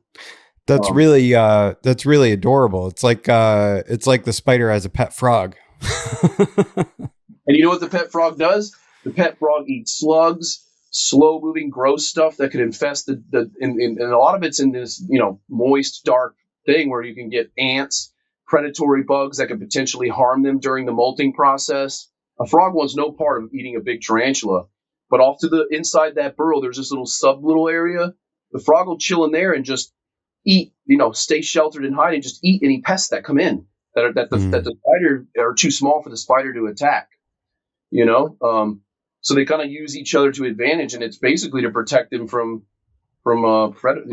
pests or potential prey. Frogs It's their own little Underdark. Yeah, their own little exactly. And it's like a symbiotic relationship. It actually truly is. And I'm sure you see that with reptiles and other animals too that aren't arachnid stuff. There's a lot of animals that couldn't survive without the other. So when you're breeding tarantulas, do they have to be cycled the same way snakes do, where they need to be like, are they given like an influx of food and then a cooling period and sort of and less food? Are you manipulating the humidity as well? Are you doing all the above? I'm kind of curious, like what similarities there are if somebody's getting into tarantulas. A lot of people that are into snakes. So many people in this hobby, we get pairs, or trios, where it's very hard to say, I'm just going to get one of this animal, and so I could see somebody saying like, hey, I want to get into tarantulas. And I'm kind of curious what is the process for breeding with most species. Are you cycling them, or is it just putting a male and a female together and letting them do their thing? Well, like most ectothermic animals, they rely on the planet and the weather to help them cycle. You can take a tarantula and put it in a room at 70 degrees, and it'll happily live its life out like that. Some spiders come from this equatorial belt where it doesn't really change outside of the 70, 80 range anyway. So every spider's cycle is where it's from. And why it's cycling, and a lot of that has to fall in suit for survival. There's no food. It's roasting hot. There's no food. There's a drought, rainy seasons. That spider has evolved to that ecosystem to where when there's very little food, they can hunker down and work on a nest down in their burrow.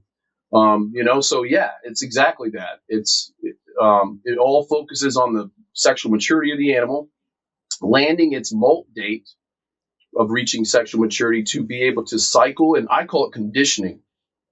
Cycling is basically where you introduce it to temperature change, humidity changes, GPPs, grains per pound changes, barometric pressure changes that the animal responds to. You know what I mean? So depending on where it is in its cycle, you can basically put it into a winter where it's cooler, it's drier. There's very little food. That's typically when that spider is going to go down and burrow and try to get its molting done, or have been paired in the fall before winter came and is now gravid, and by spring is emerging with slings. Where all the flies start to come out again, all the food starts to be a lot more prevalent. But then, like I said, you got equatorial areas where year round it's the same almost, so they're triggered by other stuff. They're triggered by the introduction of a male. They're triggered by certain types of storms, maybe increasing the moisture, having higher relative humidity, which then gains more grains per pound of air. So the air becomes heavier, and the spider can sense that, and it triggers them for the rainy season or the off season, or vice versa, and every spider's got its trigger, what I call it. Is where the female's receptive. She has been triggered for the breeding season. And that can be a pain in the ass. Some spiders, no matter what, if you cycle them, they're hard to trigger in captivity because it's hard for us to mimic the sun, the type of burrow density they have. Like, it's just not conducive in captive setting, So it can be a trick. And that's another part of what the Underdark is we collaborate and share this knowledge that's gained. We do it together. We share breeding reports. You send me the male, we breed them together. We learn it through the process of it together. You have failures of what you did wrong and what you could have did better. So yeah, it's always a work in progress, and it's absolutely revolves around a cycle and conditioning with food, with weather, moisture, light cycle.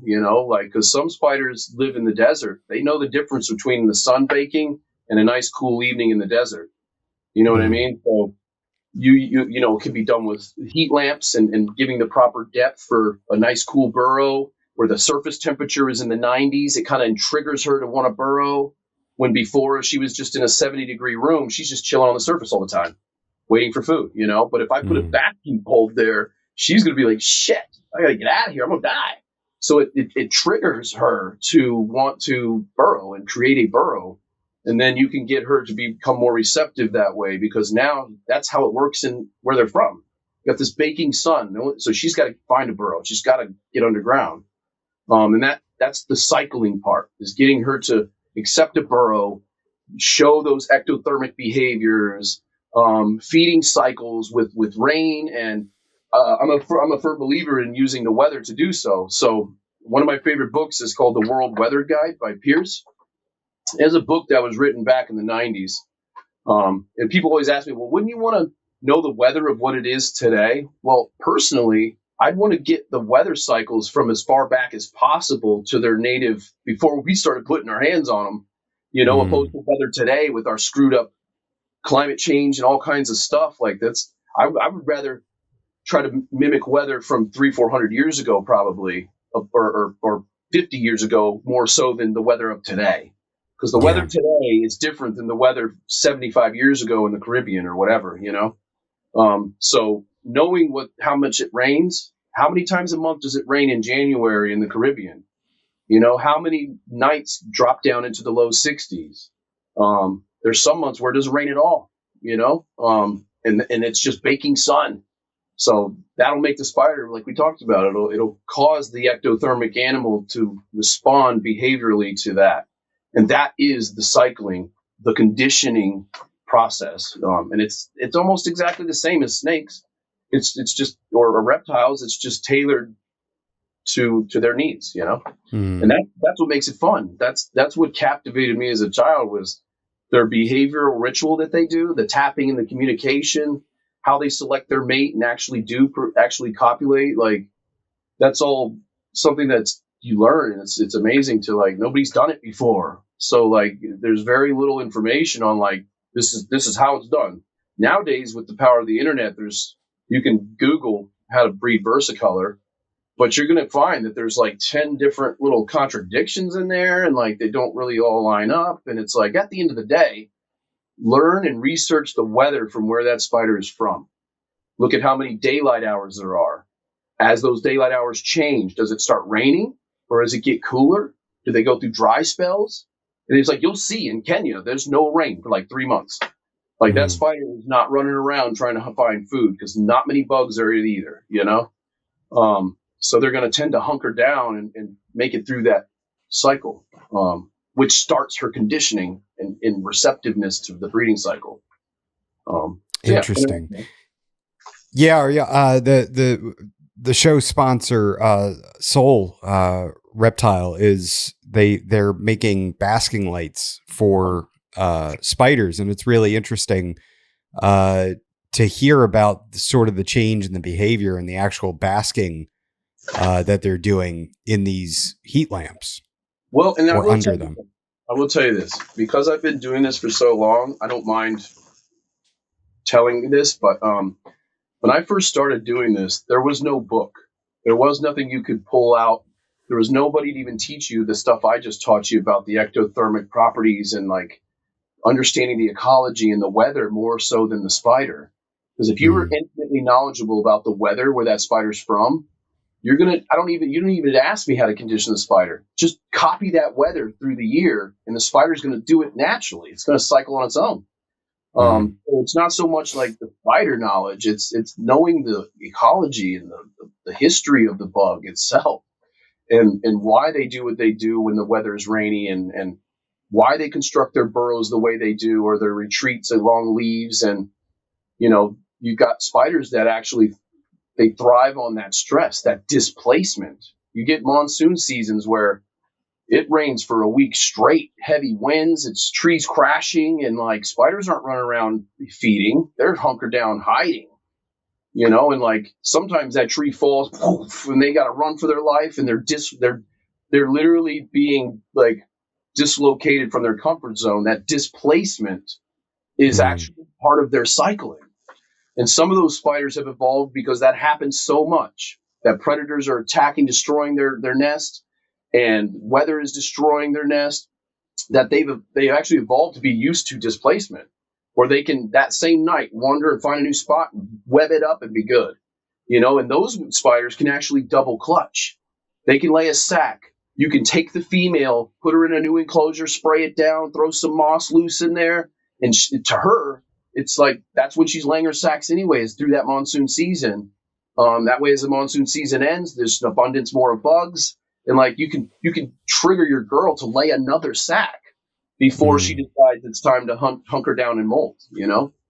So there's all kinds of neat little tricks you can learn just by knowing the weather, and then realizing that the spider they're taking advantage of that. Like they're smart.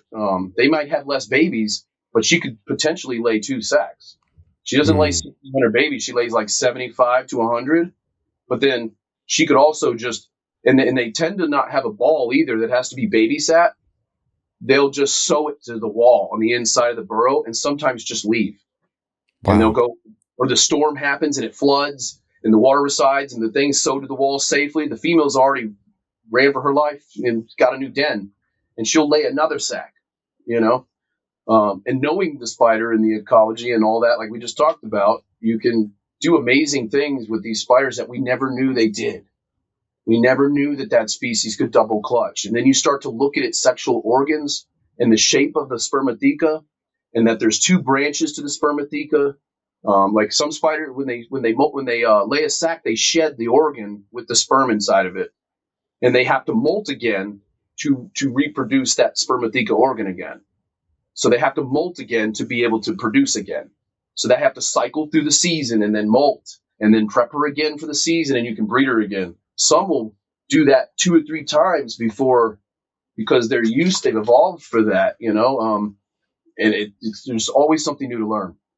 Like, wow, by far, would I ever consider myself an expert? Like, I know a lot, but I learn new shit every day by just sleeping.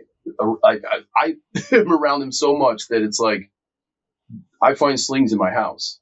We have so many spiders. I swear, like when you have 5, 6 egg sacs a month that you're hatching out and cupping, and sometimes they just get away from you, man. Like I mean, when you have that many spiders, like sometimes deaths and escapees are just something like that's part of doing business. There's no way you're going to have that many spiders and not lose one, and then 2, maybe 3, maybe 5 of them got out of that little enclosure before you saw the babies hatched, and now they're in the house. So I've been on the 3rd floor of the house, and like there's a little burst color going across the ceiling. Like, look at you little ninja. You went from the Underdark in the basement up the whole 1st floor, up the stairs of the basement, through the whole 1st floor, up to the 2nd, and then like into the bathroom. Like it's amazing, So you're always learning new and better things, and that's what we do, is we try to share that experience and build our community, opposed to just what's spewed and what's in books and what you're expected to do. And our firm belief is trying to build an industry standard, like the true basic industry standard of keeping, opposed to just like what you read from the Joneses and what the next content creator says is cool, and they're medically significant, dangerous, don't get an OBT, you're going to get bit. Like, that's unfair to the spider, man, and you're missing out. And that's our passion, man, is to like bring the spider be the voice for the spider, opposed to it just being this this captive slave to our hobby, Yeah, so it's pretty cool. Should I get an OBT? I think you should. And I would love to teach you every second of how it's done, and safely and properly, and it'll change your life. Like, you think like these little handable spiders are cool.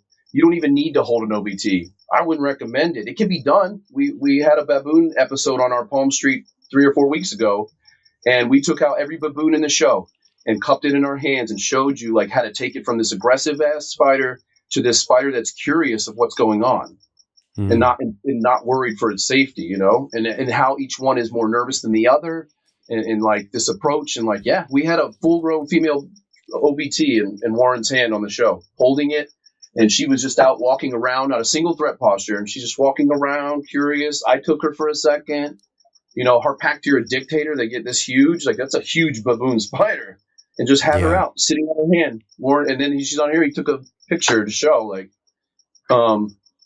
yeah, it can be done, but like I don't recommend that. Like, don't get an OBT to try to hold it, man. What are you, crazy?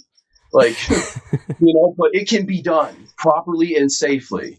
It's just like not necessary. Like, you can get an OBT and set it up in a nice enclosure and never have to take it out again. Set it up in a permanent home, and it'll live the rest of its days. You don't have to keep rehousing spiders.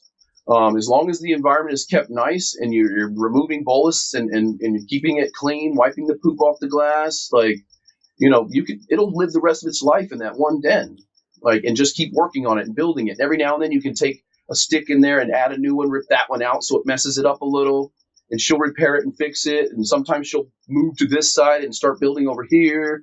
But you'll always have this beautiful orange spider that's like working on its webbing. And eventually you got this cage that's just caked with webbing and this beautiful orange spider sitting there. Wow. And yeah, so I highly recommend that if you like tarantulas, to don't listen to the Joneses, just respect the spider for what it is and its abilities for what it can do. Some of them would never bite you. They're just lightning fast, like faster than your eyeballs can see. So you like, open the cap. Are you talking about like pokies? Pokies are fast, but I'm talking about like Salmopius or Tapacinius. These are little spiders, man, that are like flat and sleek and like dark colored. So in the deep dark jungle where there's not much light, that thing is just gone. Like, good luck trying to catch it. That's their defense. That's how they escape their predators. It's just being colored just right to where the refraction of the light off the spider gives them this unique camouflage. A lot of spiders are colored to refract that light, so they disappear. Some predators can't see blue. Some predators can't see certain colors. So what do you know? If you look at that spider and the predators that hunt it, they're that color to refract. Like, for instance, OBTs. Why is an OBT bright orange? Doesn't that sound like a dumb idea if you're trying to like not be seen, right? It doesn't make sense why you'd be this big bright ass spider that like could be seen anywhere. Like, but if you go to Usambara Mountain, the soil there is that color. And a lot of people don't know this, but tarantulas are all brown. Every single tarantula is brown. We, as humans, are just blessed with the ability to see that light spectrum. So when daylight, UV light, or any light hits a tarantula, like on the surface of each hair, like a reflector on a car, when you shine a flashlight, you see that reflect off the car down the street. You know what I mean? That's reflection. Okay, so when light hits a tarantula's setae, the individual hair, the surface has these cylinders like in the surface to refract back only that color of light. So when you look at an OBT and it's bright orange, that's because you're a blessed mammal that can see that color. And when the sunlight hits it and that spider's running across the ground, it is bright orange. It disappears. And at the speed that it can move, like, we see that orange, but like to a predator that sees black and white or is colorblind, that spider on the orange ground, being orange, reflecting back orange light, just vanishes. Like the predator can't even see it now. You know what I mean? So it's kind of we're blessed as people to be able to see all the amazing, beautiful colors of tarantulas. But if you didn't know, like, without light, if there wasn't anything to refract off the surface, all tarantulas are an inert brownish black. We only are able to see that from the refraction. So every spider has a unique trick that they use to help them better sustain their life and future in their habitat. So that's a fun thing to learn in itself. And OBT is a prime example of like you're missing out. Like, if you're fascinated by spiders, man, don't just go out and get an OBT and set one up and try to hold it. Like that's really stupid. They're very cranky spiders, right? Well, rightfully so. Like everything there wants to eat you in the savannas of Africa. Every dog, every mongoose, every animal like wants to eat you. Let alone the people that are there, because in Africa, a lot of people eat insects. Like, so yeah, they're not going to be happy to see you. Once a spider realizes it's been spotted, that's when it triggers their defensive behavior. Then, if their defensive behavior doesn't work, then they become aggressive and will try to bite or flick urticating hairs as a weapon. So the key is to not trigger its predatory response. So as long as you know the spider and what predators it has, you can set it up properly to where the spider is not going to have a very bad disposition. The only reason it does is because you're triggering it to be like, man, leave me alone. Stop. So I suggest that if you're going to get an OBT, don't hold it because you don't understand the behavior on that level. But set it up to where every time you open the enclosure, you're not ripping its web apart. A lot of people will get an OBT and they set it up and the webbing's all over the door and the wall and it's this beautiful web thing. And every time they rip it open to put a cricket in, they've got this pissed off OBT. Because in the wild, the only thing that's going to touch its webbing on that nature is a predator. So reacting like, get away, this is how I defend myself, and they will slap and strike. And if you keep going, we'll bite you. Especially if they feel like they're cornered, which they are in an enclosure. So they're more likely to get bit by a spider while it's in its enclosure. So if you want to hold any spider, the best first step is to get it out of its enclosure. You can take a pissed off OBT in a cup and like, come here, guy. And he's slapping and pissed and you cup him up and then just set the cup for a little bit and let him calm down. 30 minutes or so. And the spider like resets, because if it was a predator, it'd still be fighting for its life. So the fact that it's now like, oh, the arms go down, the spider's kind of chilling again, maybe start doing some preening. Then you open the cup, take a paintbrush and you can take it out. You can actually, now the spider's not like thinking it's going to die. And then you just let it back into its webbing when you're done. And you got your regular old OBT, the grumpy OBT again, So they're a great beginner spider, really, because they're super hardy. They're from Africa. So if you forget to water that thing or forget to feed it for a day or a week, too, it's probably going to be fine. Like, it's pretty tough to kill an OBT. Like, you actually got to, like, spitefully neglect one, That's terrible. Yeah.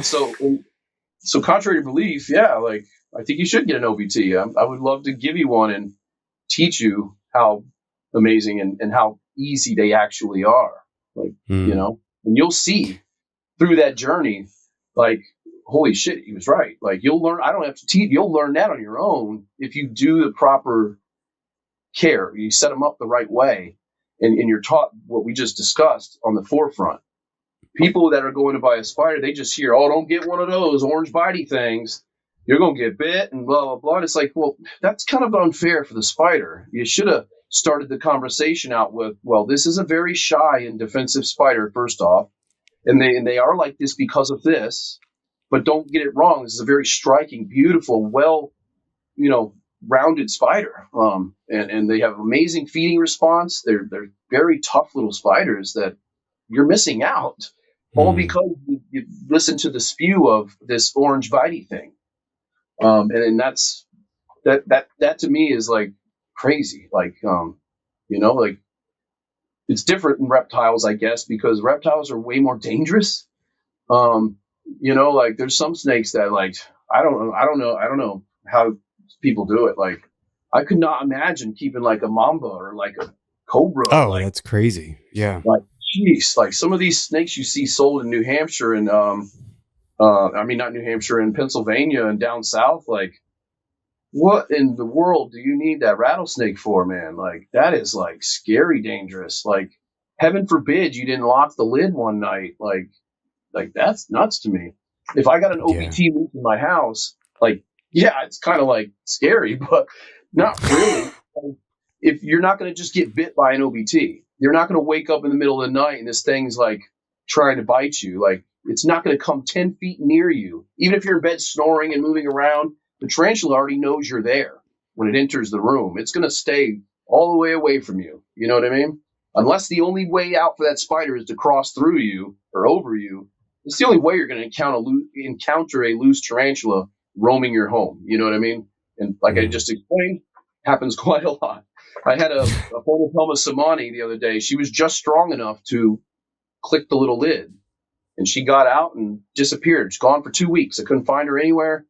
And we get home one night, like 2 a.m, late from being out, and stepson walks in and he's like, "There's a tarantula on the stairs," and there she is.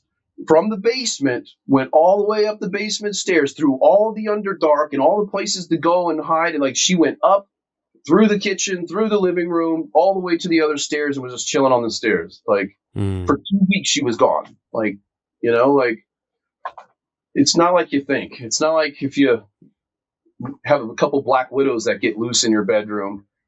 Those are different. Like, that's a different type of animal. Like, black widows or brown recluse or even just house spiders. Like, you everybody heard that saying, human eats like 8 spiders in their life during their sleep, Yeah.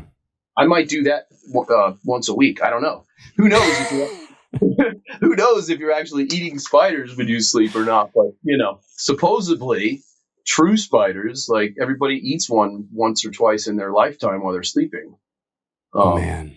I don't know. Yeah, dude, I've been having huntsman spiders show up in my bedroom. We've had 2 full-size adult huntsman spiders, and I've captured them both and brought them outside. And the one was much smaller and looked like a male just from looking at it and guessing. And then the other one was much larger and robust and thicker, and it looked more like a female. And I'm trying to figure out where they're coming from. I don't know if they're coming through my bathroom, like, vent, which is vented up to the roof, if they're coming in through there and into the bedroom, but it's very unsettling. They're very fast, and they're kind of, they're an unsettling spider, they're very erratic in their movements, but I'm being a good person and I'm not killing them. And I've been capturing them and getting them outside. I opened my bedroom once, to go to bed. So I'm like in a pitch black house. My wife is asleep already. Kids are asleep. And I'm like going through the bedroom, and I opened the door and I felt something fall on the back of my hand. Okay. And I'm like, what was that? And I grabbed my cell phone and turned the flashlight on, and it was a friggin' huntsman, but like a younger one, like a smaller one. Yeah. And little bastard scared the shit out of me, man. The reason why you typically see spiders in the house wandering around is the reason they're there is because they're trying to get something. Like, no spider wants to leave its ecosystem into a foreign land unless it needs something. So typically the spider is going to be trying to enter the home to either get away from the weather. Maybe it's hot in that side of the house, and it's like, so it's going to go right where the siding on your house meets the foundation, which in some homes, the foundation is a couple feet off the ground, and then the siding starts for the house. That's called the water table of the house, right? That's where water would spew in a flood, like a water table, okay? So that's where most animals enter the home, because you see the lip of the siding, but then there's framing, and there's always this little transition between that and the concrete, and it's never airtight. You know what I mean? Especially to a spider or a small ant or termite or whatever. And they're just trying to get somewhere that's cool, dark, and safe. Then they get in there and there's food in the cellar or in the basement. Or if you don't have a basement at all, they're still entering at that ground level where that slab meets the house. And they're entering in that way. So one way you can help prevent that is to spray insecticides along that perimeter of the home. At the base of doors, open your window and spray the sill at the bottom, inside and out. And that'll knock that down a whole lot. Vents on the side of the house where dryers are, especially if the vent on your house is older and it doesn't have the flap, it's broken, or the little fins are broken, and then it's cool and it's dark that night, you're not doing laundry. Yeah, you bet your ass the spider is going to enter in that little crack where the pipe actually isn't that tight, And That's how it happens. Then you get a female that does that and comes in. She lives in your house through the winter. Then she lays her eggs, and then the weather starts to get springy and warm, and like now you got all these little spots. Like, damn! All of a sudden, there's little daddy long legs all over my basement. What the hell? You know. So in a way, you provided the conditioning and cycling for that spider. You know. Yeah. So if you got It makes me wonder, because we're in a drought right now, and I wonder if they're coming in for the water, and the P traps and all that. They're basically sensing that it's cooler and more moist. There's more humidity and there's more vapor pressure coming from those cracks that they're going in at. So when a spider's sitting there and it's let's say it's on the wall and there's a crack next to it, they can sense the warmth, the temperature of that air and the moisture level of that air and realize, ooh, it's better in there than out here on this hot siding. And they'll go down in there and now they're in, and now they're living their life in your house, and so the better comfortable your house is, or unlived basement where you're never down there, like, yeah, there's plenty of little bugs, like, that's why you'll get daddy long legs happy as a pig in shit in your basement. They'll live there all season because they're eating those little fruit flies that we just disregard. And so like in a nutshell, like I never understood people that just like kill spiders when they see them. Like that spider's actually helping you out, man. I love people that complain about flies in the house, and then in the same turn, they smash a spider they find coming into the house, and I'm like, Yeah. what? Like that's probably why you got so many flies. Like, quit killing all the spiders that live on your property, man. They're the caretakers of the world. Without spiders, our world would cease to exist because they eat all the pests and all the grossness, all those bugs that eat all our grossness would just be rampant. So it's like they're like the controllers, the caretakers of our planet. And a lot of people don't know this, but bugs are the most abundant organism on our planet, more than plants, more than anything else. So there's a reason for that. So just brainlessly be killing them.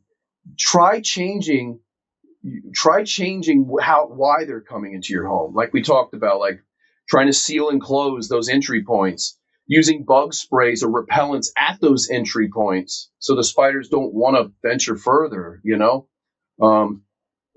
or try to control the pests that are in your home as well too. Like some people have ant issues in their home, not really a big deal to them because they're kind of in the basement a little bit and you see one every now and then. Well, that's going to invite other bugs, like more predator bugs are going to be around, especially if they already entered in your home. And now they're going to set up shop. It's comfy and cool all the time. So kind of going back to the conditioning with tarantulas, how does conditioning a male differ from conditioning a female? Okay, well, that's actually pretty simple because there really isn't any conditioning for a male or cycling for a male, as it were.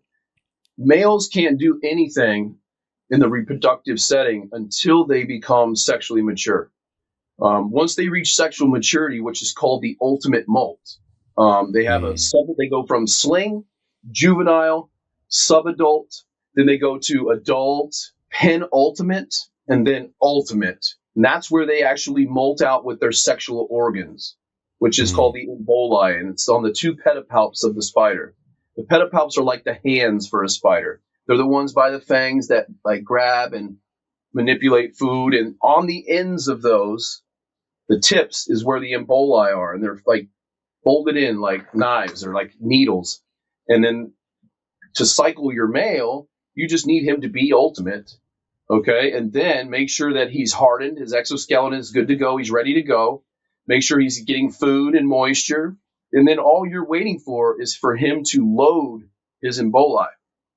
And what I mean by load his emboli is they lay this like web, they deposit their sperm on it from their abdomen, from their gonopore, their sexual organ underneath, and then they use their emboli to suck up the sperm, like in a hypodermic needle.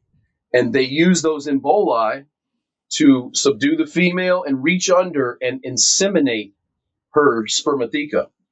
So to condition your male, you just need him to be ultimate, fed and watered so he's happy, and give him the right environment to where he can build a sperm web and wait for the loading of his sperm web. Then he's conditioned, he's ready, he's cycled. You can breed with this guy. Your female, on the other hand, you need to be able to land that male to be at that point when she is receptive. You don't want to do that if she's like hunkered down and she hasn't fed and she's about to molt any day now, and you've got this male that's ready to mature. You might just have this really pissed off female, or a female that's completely just unresponsive. She just straight up ignores him, or she just wants to kill him. That's it. Like, it's not even breeding season. So it's almost like a form of natural control. So if you throw a male in with an unreceptive cycled female, she's just going to try to kill him, because like, you shouldn't even be here, dude. Like nobody's going to breed with you. You're just a snack. She's not even thinking sexual, reproduction in any way. So the hardest part is cycling your female to be sexually receptive and mature too, and a male to land at the same time. Because males, once they're ultimately mature, they only live for around 6 months to a year. Some species less than that. So you've got to have your female ready to rock and roll in that 3 or 4 month window. She's ready, and your male to become mature, sperm web loaded, and the pairing begins. And then you'll get a female that taps back and they're receptive and they talk and they've got this beautiful ritual that happens. And yeah, it's hard. A lot of people think you just get two spiders, you put them together, boom, I expect an egg sac. Like the hardest part is the landing of the pairing, getting the pairing to be successfully done and her actually get, true copulation, insemination to occur. And what he's doing is he's inserting the sperm packets into her spermatheca, which then is stored until she finishes her gestation, lays her sac, and the organ is released with the sperm as the eggs are being put into the sac. And then as she wraps it up, she's rolling it around, caring for it, putting the final finishing touches. And that action is like a washing machine inside with all the liquid and the stuff, and all the eggs become fertilized. So that in itself, there's a lot of room for error. Females that have never bred before might half-ass roll the sac and it's spilling out, or it's just this pancake that's just like poorly wrapped and stuff, and the whole thing's went to shit. You could have waited 2 years for this male to mature, and your female's finally ready. They breed, it goes down beautifully. She lays a sac, and she just does a shitty job, and it falls apart. First time mom mistakes. Or she just eats it the next morning because it in her mind wasn't fertile, or she was hungry and thought it was better of self-preservation than to starve, and that's has a lot to do with why females eat the males. You're more likely to have a female eat their sac if where they're from, it's very harsh and hard to survive. And she goes to bed, she goes to nest hungry. You got a much higher chance of her wanting to mow her babies to survive to the next year. She can always do another breeding next year because they live a long time. It's better for her to just eat the sac and we'll try again next year. At least she's sustained and she won't die. So that's a big part of it as well, is landing it just right so she's not overfed, but she's a happy, content mother, giving her the right environment, the right conditioning, the right temperatures and humidity for that time of year to where she's like happy. If all of a sudden it's all hot and dry and she's like becoming desiccated and you're not caring for it right, she might just eat her sac to like not become desiccated herself, So there's a lot that goes into it. More so than once your snake lays the eggs, you just incubate them. Like, and they do all the work, With spiders, there's actually this nurturing of the ootheca that occurs for around 30 to 60 days. Where the female is actually taking it deeper in the burrow to give it a little bit of a cool down. It's really hot and warm that day, and they take it up to the edge of the burrow, and it's actually getting a little bit of daylight to it, and it helps it get this like peak during the day where it's a little bit warmer. Some spiders need that cool evenings, warmer days, and the female on her own is ectothermically rearing the young and wrapping it, putting another layer of webbing, making sure it's clean, that it's being rolled and kept evenly. And then there's some spiders that just sew that bitch to the wall because when they lay their sac, if the temperatures and everything is proper at that point, they'll lay it, sew it to the wall, and now they're just guarding that area. And these spiders tend to be more munchers than others because they can double clutch. A lot of these spiders that sew their shit to the wall, it's because they're able to just leave and do another one. So they're more likely. So a lot of times it's just better just take the female out. All she's doing is like bodyguarding it anyway. If you take her out, there's nothing to guard it from other than her. So you can actually just remove her, displacement, rehouse her, and trigger her to lay another one while that one's just chilling, incubating, So there's a broad range of, it's not just like two spiders, put them together, boom. Every species has their own trigger, their own mating ritual, their own laying, nesting behavior, the rearing of their young. Some of them, like I said, ban out, boom, the female's gone. Some of them stick with mom for up to a year and like get good little sized spideys before they start to venture out, Wow. So it's a never ending game of knowledge. Then I'm hooked for life. My goal is to get others like that too. Yeah, hell yeah. So what with males, do they live a long life? How many breedings do they have in them? Do they breed one time and then die regardless of whether or not they're consumed by the female? Yeah, well, and that ultimately boils down to if the male escapes with his life or not. And that's where the wingman part comes in, and I make sure that he does with a paintbrush and a cup and make sure he can run for safety and try to stop her. So she starts to be like, ah, like I'm there with a cup and try to like knock her back, you know? And by doing so, it gives the male the chance to breed again, which in the wild, he might have bred once and she was too quick for him and that was it, So some males, that's what's best for them. They breed, they're dedicated to that one girl. They breed with her and he just like lets her. He's just like, go ahead. And she just takes him.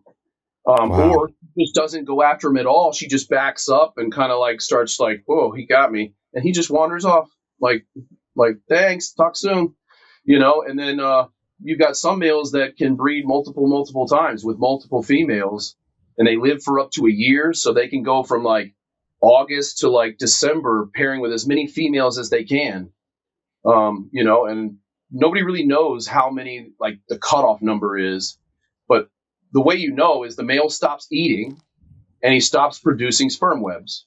So once you breed a male, right away he'll start cleaning. He'll see him cleaning his emboli and like, then you feed him, he chills for a day or two, and usually within that window you see him making a new sperm web. He's ready to go again.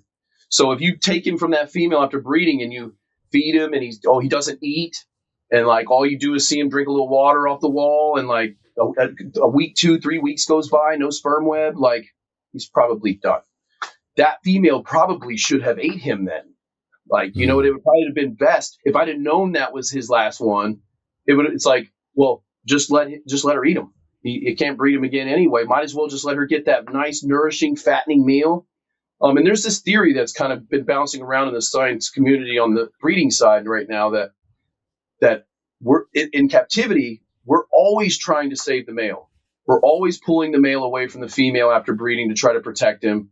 But in reality, maybe the male possesses a certain type of nutrients that allows more success rate for the females laying their sac. Maybe part of the reason the females are eating the sacs more often is because they didn't get to eat the male and didn't get that nourishing ectoplasm and all that other stuff that they need, that hemoglyph nourishment of like eating a spider they would get, which they wouldn't get from a little cricket. It's a whole different type of meal when you got the abdomen of a spider to suck all up, and maybe those nutrients in that male spider are what's necessary for proper procreation. And we're starting to realize that it's actually beneficial to let the male be eaten. If you've only got one male and I've got 4 females, I'm going to do my damn best to get him to breed with all of them. But as that male dwindles off and he's not eating, he's like starting to move all slow, like clearly this dude's not going to do any breeding. A lot of times I'll just, at his last hurrah, I'll put him in there with that female that I'm not sure if she got paired or not. Maybe he'll go in there and he'll do one more pairing. Maybe he'll just go in there and feed her. And every now and then you'll get a female that just eats the male. And it's like, she's not ready yet. She's not conditioned yet. So a lot of times I try to get multiple males and I use the males. And as I get that older one, that's like, he's not even viable for breeding anymore, but he's still alive. He's still good. That female who's likely to maybe eat that male, I call it cannon fodder. And I basically will feed him to the wolves, I guess you could say. Let him Damn, dude, that's dark. I know, last hurrah. But wouldn't you rather go out in your last hurrah doing spider shit? other than dying in a cut. Like, meh. You know, like, what a better way to go out getting laid, I think. Like, I know I would be happy. Just drop me off in her front porch, like, crippled, and I'll try my best. But it's better than dying in a hospital bed. You know what I mean? Like, you know? And at the end of the day, it's to fulfill his legacy, to help him fulfill his legacy is the reason behind it. I'm not doing it like, ha ha ha, you little fucker, go in there and get eaten. It's like, she's already a very aggressive female, likely to eat my good fresh male. Why not try to see and test her behaviors with the older guy, which sometimes he crawls in there like, and he gets it done, and she lets him crawl away. I've had males that I've put in there as cannon fodder situation to like help get her into the conditioning, because some females trigger when they get introduced to a male. They eat that first one or two, and now she's ready for breeding. And I think it's a form of natural selection. Like, she's not even the first male that comes along, she's just eating him. Unless he's strong enough or big enough or fast enough to escape that, it's like nature's way of making the strongest guys get it done. And then you find this weird fluctuation of where some males mature at really, really small sizes compared to a big female. But a lot of people don't know, we're now realizing over the years, is that the males are small. Not people think, oh, it's because he can get in there and get it done better and escape. Maybe, not really. What it is that the females were actually sexually mature at around that size too. It allows the male to be able to breed with more females and more success of propagation. Because if I can only breed with big, mamas, and they're mean as hell and way bigger than me, that makes it even harder to produce. But if I can breed with all those little sexually mature females all the way up to the cougar mamas, I've got a much better chance of success, So you'll often see males mature at tiny sizes, and that's because that species sexually matures at smaller sizes.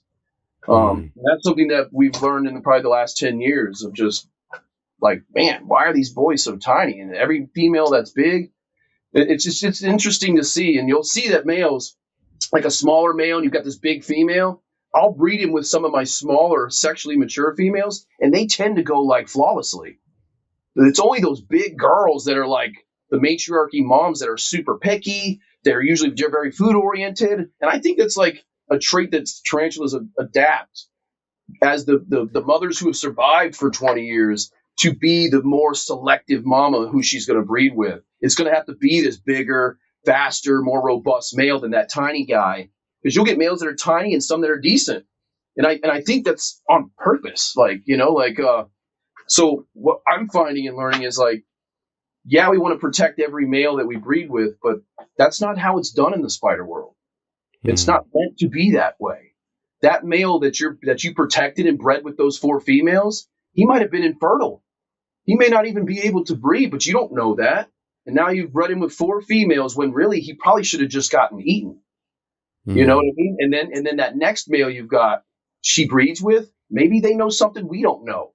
Maybe by the tapping and communication they do, the female can say, yeah, you're not a player. What are you doing here, young buck? Get out of here. You know what I mean? Or maybe by the type and way he taps tells her his size, how robust he is, how quick he's tapping. Maybe she can read that in a form of like, yeah, you're small and your communication kind of sucks, man. And now she just wants to eat you. So much that like on the research side of like the breeding that is so well unknown. Like 90% of breeders in the U.S. just get a boy and a girl. They're ready, cool. Put them together. Wow, I'm a breeder. I made a sack. Well, the spider did all the work, Like when you truly dive into it, there's so much to it that like I have no clue. Like I learn new stuff every day about species that I've been breeding for 10 plus years. Every single year we produce with them, and then be like, wow, and it'll just click with you, like, oh my god, that's why they do that. Holy shit, that makes so much sense. You know what I mean? How many spiders or slings do you normally get from a single egg sac? All right, so that ranges. One, depending on New World or Old World. New World spiders tend to have more babies, and they tend to fan out and like need survival in numbers more. Old World spiders are more defensive and species tolerable because of conditions and environment. So you'll have less babies. Some tarantulas lay anywhere from 30 to 60 babies. And then you can have some that lay into the thousands, like 1,200 to 2,000 babies. And that, like I said, it really boils down to the species, the size of the spider, the environment, and the conditions of which they live, and why it would be beneficial to have more than or less. So it's a tough answer. But if you were to give it an average, the average tarantula across the board would be between like 75 and probably like 120 to 140. That'd be like the average across of theraphosid spiders. That would be like the most common number you'd encounter, Okay. with very broad ranges, of course. Yeah. I really like the Brazilian blacks. I want to get one of those, and I want to get a green bottle blue. Nice. Those are both spiders. I'd love And I like that I can hold them too, like that they're a little bit more laid back. Yeah. And that's like I was saying before, and that kind of boils down to when people say, what's a good spider for me? I don't just say, oh, get this one. I actually ask. I say, well, what are you looking to do with the spider? Just as a learning experience, a visual spider, something to share with your kids and family as a topic of conversation, something neat in your living room when people walk in like, whoa, look at that, but you never intend on holding it. I'm probably going to recommend a little bit of a different spider. Then I'm going to ask you what kind of pets you have. Do you keep reptiles? What kind? What country are they from? And try to figure out what the person likes. Because if I just recommend a generic spider, there's 1,000 different kinds. Like, to just tell you one and go with that. Like, what if you don't like that kind? You don't even know yet because you haven't gotten it. Like, I like to recommend a spider that works for you. Like almost tailor your first spider to your style of keeping. So usually I have like 10 questions for you first. If you're like, I want to get a spider, Dritz, what do I get? First thing I'm going to say is, all right, cool. Well, you ever had a spider? What kind do you have? Yeah. Do you keep reptiles? Like, what else is going on? So my favorite snake is the Argentine boa, and they are from the Gran Chaco region, and Nice. and so they're coming from Bolivia, Paraguay, Argentina. Yeah. What are some hobby staple spiders that are from that area? Well, there's quite a lot. All of that region. Argentina has quite a lot of spiders. There's gentle New World spiders there. You've got some more secretive fossorial species that live there. Some of the more basic spiders that come from those areas can be, like you were talking about, like the grammostolas. There's genuses called Uthalis, Thrixopelma. There's Celicosminae. There's Cercotopelma. There's quite a few genuses that live there that are staple. Like, you can find them in the hobby regularly, easily. So I'd say hundreds. It'd be a lot to name, but like you mentioned a minute ago, like Uruguay, and like that region. Well, the Brazilian black hasn't been in the hobby for over 10, 15 years. Brazil closed their exporting borders 10 years ago. So unless you bought one 10 years ago, it's very, very unlikely that Brazilian black you just bought is a Brazilian black, which is pulchra, Grammostola pulchra. What's in the hobby, what's in the trade that we all know and love as the Brazilian black is really just the Grammostola krugerii. Okay, and that's a place in Uruguay. So it's called the Uruguayan black, which is completely contrary to belief. So when people are like, I have a Brazilian black, you probably don't. Unless you bought that thing 10 years ago as an adult, it's very unlikely that you have a pulchra. Because the only way to actually distinguish them apart as well is by comparing males, comparing the emboli, these sexual organs of two males from both species. So you could take a female krugerii and a female pulchra, and at different stages in their life, you would never know the difference if I handed it to you and said it's a Brazilian black. But by knowing the industry and how those spiders were brought into this industry, you would know that to have a pulchra, you'd have to be an OG keeper, or you got it from an OG keeper that bred them himself, because they haven't been imported in a very, very long time. Wow. I only know a handful of people that have true pulchras. I have one myself, but I bought her 15 years ago from a breeder that did import them from Brazil. you know? Mm. So Are they yeah, not easily reproduced in captivity? it's not that it's not easy. It's pretty easy to breed them. The problem is getting a breedable male from a sling to an adult can take 10 to 12 years to have a female that's ready to breed and be ready and cycled. Then you got to get a male that takes anywhere from 8 to 10 years to mature and land that Jeez. with the female. So if you buy let's say you buy 10 Brazilian black slings, Cora guys, right? And you raise them up for breeding, that's a 10, 12, 13-year project you're up against. So Man. you already have a big girl, raise up some boys or get some adolescent boys and raise them to maturity and try to get them to land. So you'd raise up like 5 males, and over the course of those few years, try to get them one of those males to land when she's ready. Do your pairing, which can take 6 months to get them to, line up and pair with each other. Then her gestation period can be anywhere from 90 to half a year, days, and then once she's paired, she's actually got to nest, lay the sack. Then you've got 90 days for it to open and hatch and be viable slings on their own. And then Mm. they're tiny little specks. Then you've got another 3 to 6 to 8 months to get it to the 1 inch size that you see being sold. So it's just really, really not like cost effective as a business owner to breed them like that. You're not every 10 years you're going to have some like or you know Wow. you got to have a flowing network of females that are ready, always have a flow of males that are becoming mature, and focus and work on that species. And there's very few people that have that time to dedicate to them like that. So there are people like that in Europe that all they do is work with those, and that's the only species they do. They breed hundreds a year. They've got all these holdbacks at all different sizes and ages, and they sell those to importers in the UK, and that's what's being brought in. That's what you Mm. mostly see when you go and buy a Brazilian or a Kurugai or a Uruguayan black. That's what you're buying. It was probably imported, and it's probably already close to a year old already. Because when they're born, they're tiny, man.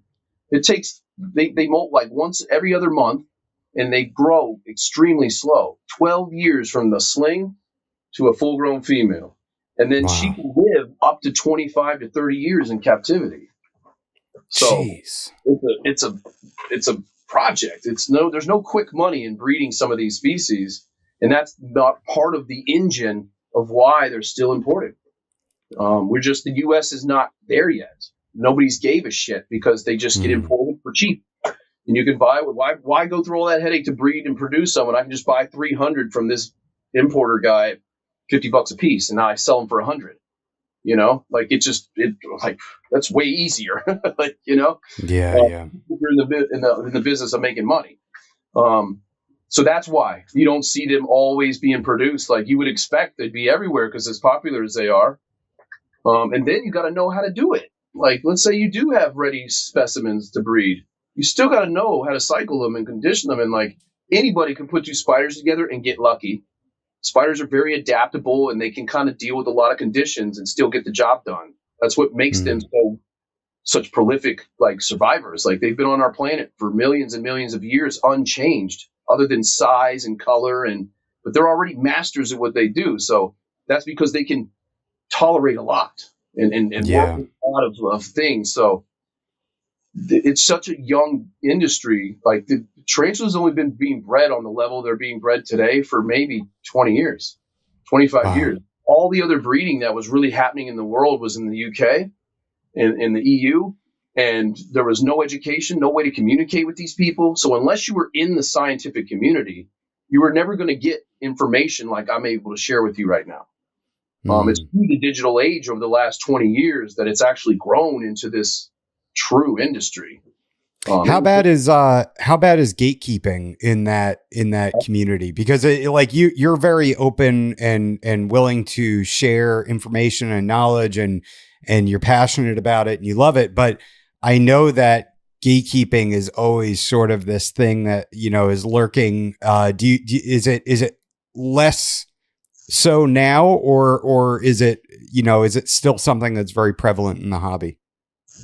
Yeah, I mean, any kind of exotic hobby or trade is going to be protected by the ones that benefit from it. I don't care what industry it is. We could be talking about yo-yos. I'm not going to tell you about my new one coming out. Like it's any business is like that, but more so in the world of producing stuff. So like I don't want to teach you how to produce a spider. Now you can produce them, and now I can't make much money because you got more customers than I got. But if now I'll teach you everything I know, but like that's the wrong thinking, and that's what separates a breeder from a dealer, from a vendor, a retail setting, and that's what's different between myself. Like I do both. I work with vendors. I sell wholesale. I do it all, But that's the difference, because somebody who's breeding them to work with the spider and produce them and breed them doesn't care if it takes 10 years. I'll work with that spider until I get the project done. Like that's what I'm trying. That's the only thing I care about. And if you focus on that part, the money will follow. It's not hard to get rid of spiders when you're the only one that's got them. You know what I mean? So it's like one of those. It's like anything else. The people that make money off of selling them don't typically want to share the industry secrets that make them better at making their money. So like if I've got a little inside niche to that guy who's got great deals, I'm not going to start telling all the vendors at the shows like, hey, you want to get cheap burst colors, go to that dude. Because now everybody's got cheap burst colors and it's hard for me to sell mine.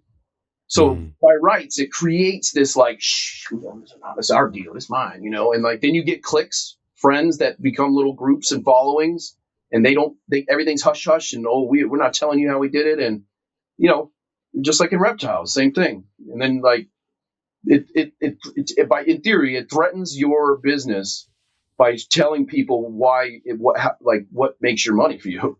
So if it's a money type thing, that's typically when you see this gatekeeping stuff.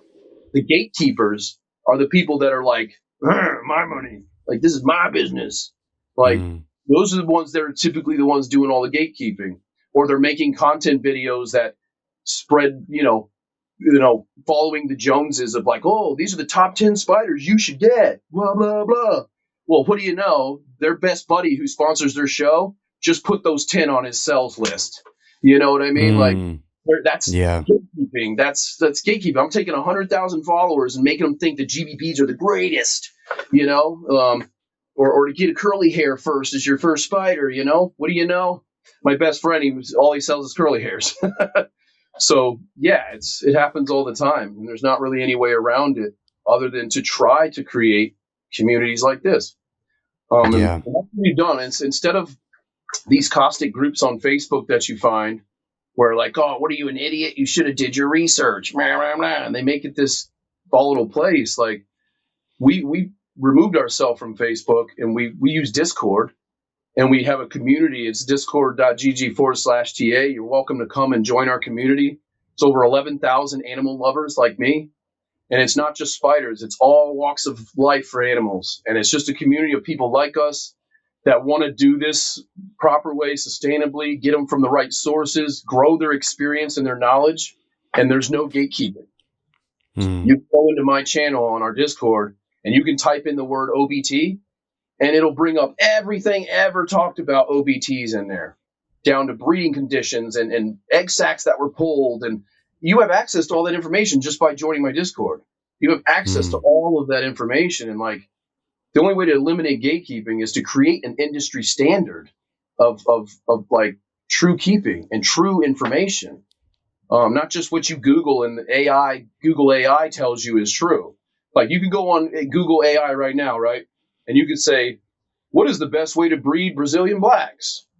First off, it's going to be like, well, this is what they should say is, well, I don't know how you're breeding Brazilian blacks because nobody has them. But if you were going to breed them, this is what you would do. And this is how it would be done. And you've got all this misinformation out there. So it makes people gatekeep even more, which sucks. It's kind of an unfortunate thing. It's a monster that'll never be fixed. Are you what about the Tarantula Addicts Discord and the World Spider Catalog? That's it. That's what I was just referring to, and that's okay.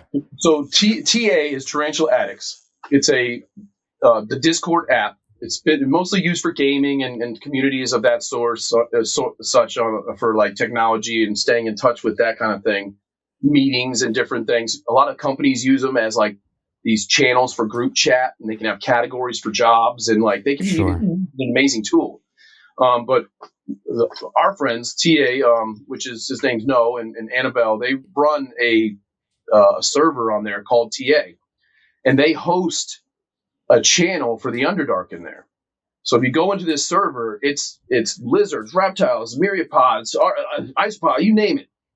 Cats, dogs, like breeding loans, trades, sales, vendors that are already pre-approved that won't scam you or screw you over, that have a reputation of doing it right. And now you have this at your fingertips. Lo and behold, there's a channel in there called Underdark, and it's just us. It's 200 plus people that are active collaborators, followers, and contributors to this cause. But then at the same time, you can go on there, and if you've got a couple spiders you want to get rid of, you could even have a snake that you're like, man, I just really love to sell this so I can get a new one. Go into our Discord, go into the cell, and just post it and say, hey, this is me. I'm, I know Dritz, or I know this guy, and I'm actually just trying to rehome this snake. So it can be used for many things. And then, of course, there's another channel in there that it's an app inside of this server, and it's called, I think the WSC, World Spider Catalog Bot. And then if you don't know what the World Spider Catalog is, you can actually go to their website, and it's basically all the scientific paperwork, all the information that can be pulled and put together on all the different types of spiders on the planet, arachnids in general. So even jumping spiders, black widows, like it's not just tarantulas, but you can go to that site, type in the species name, and it'll pull up all the zoological keys, all the iNaturalist reports, spottings and pictures of them in the wild, rain cycles, temperatures for those regions by zip code to the spider's location. So you can actually just go in the bot, type in Grammostola pulchra, which is Brazilian black, and it's going to pull up the last time it was spotted in an iNaturalist. It'll have a picture of somebody who identified it in the wild even, or somebody that had one in captivity that produced the sac and made a post on there. It'll tell you all the World Spider Catalog information, zoological keys that link you to articles and papers. It's basically all these websites and all these places for resources for information are pooled into one app that works for you. So you no longer have to click on that website, learn a little bit, go to Facebook and learn a little bit there and a little bit here. And it's like, you can type in the name, and it'll tell you about the weather, the ecology, visual pictures of it, like just so much. Like, and he's adding to it all the time to where this bot it's like, I don't know how to explain it. The AI that this bot can do is like, it's smarter than me. Like, I thought I knew a lot of shit about spiders, man. Like, I go in there all the time and just put in a species while I'm riding in the car to the hub to deliver packages. I'll spend that 30 minutes and be like, oh, damn, it does rain like that in January. Holy shit. No wonder that lava spider didn't ship well. They don't like anything over 75 degrees. It never gets over 75 degrees in that part of Panama. And I just shipped it in 85-degree weather. Duh. No wonder it had a little struggle and it didn't ship well. That's my fault. You know what I mean?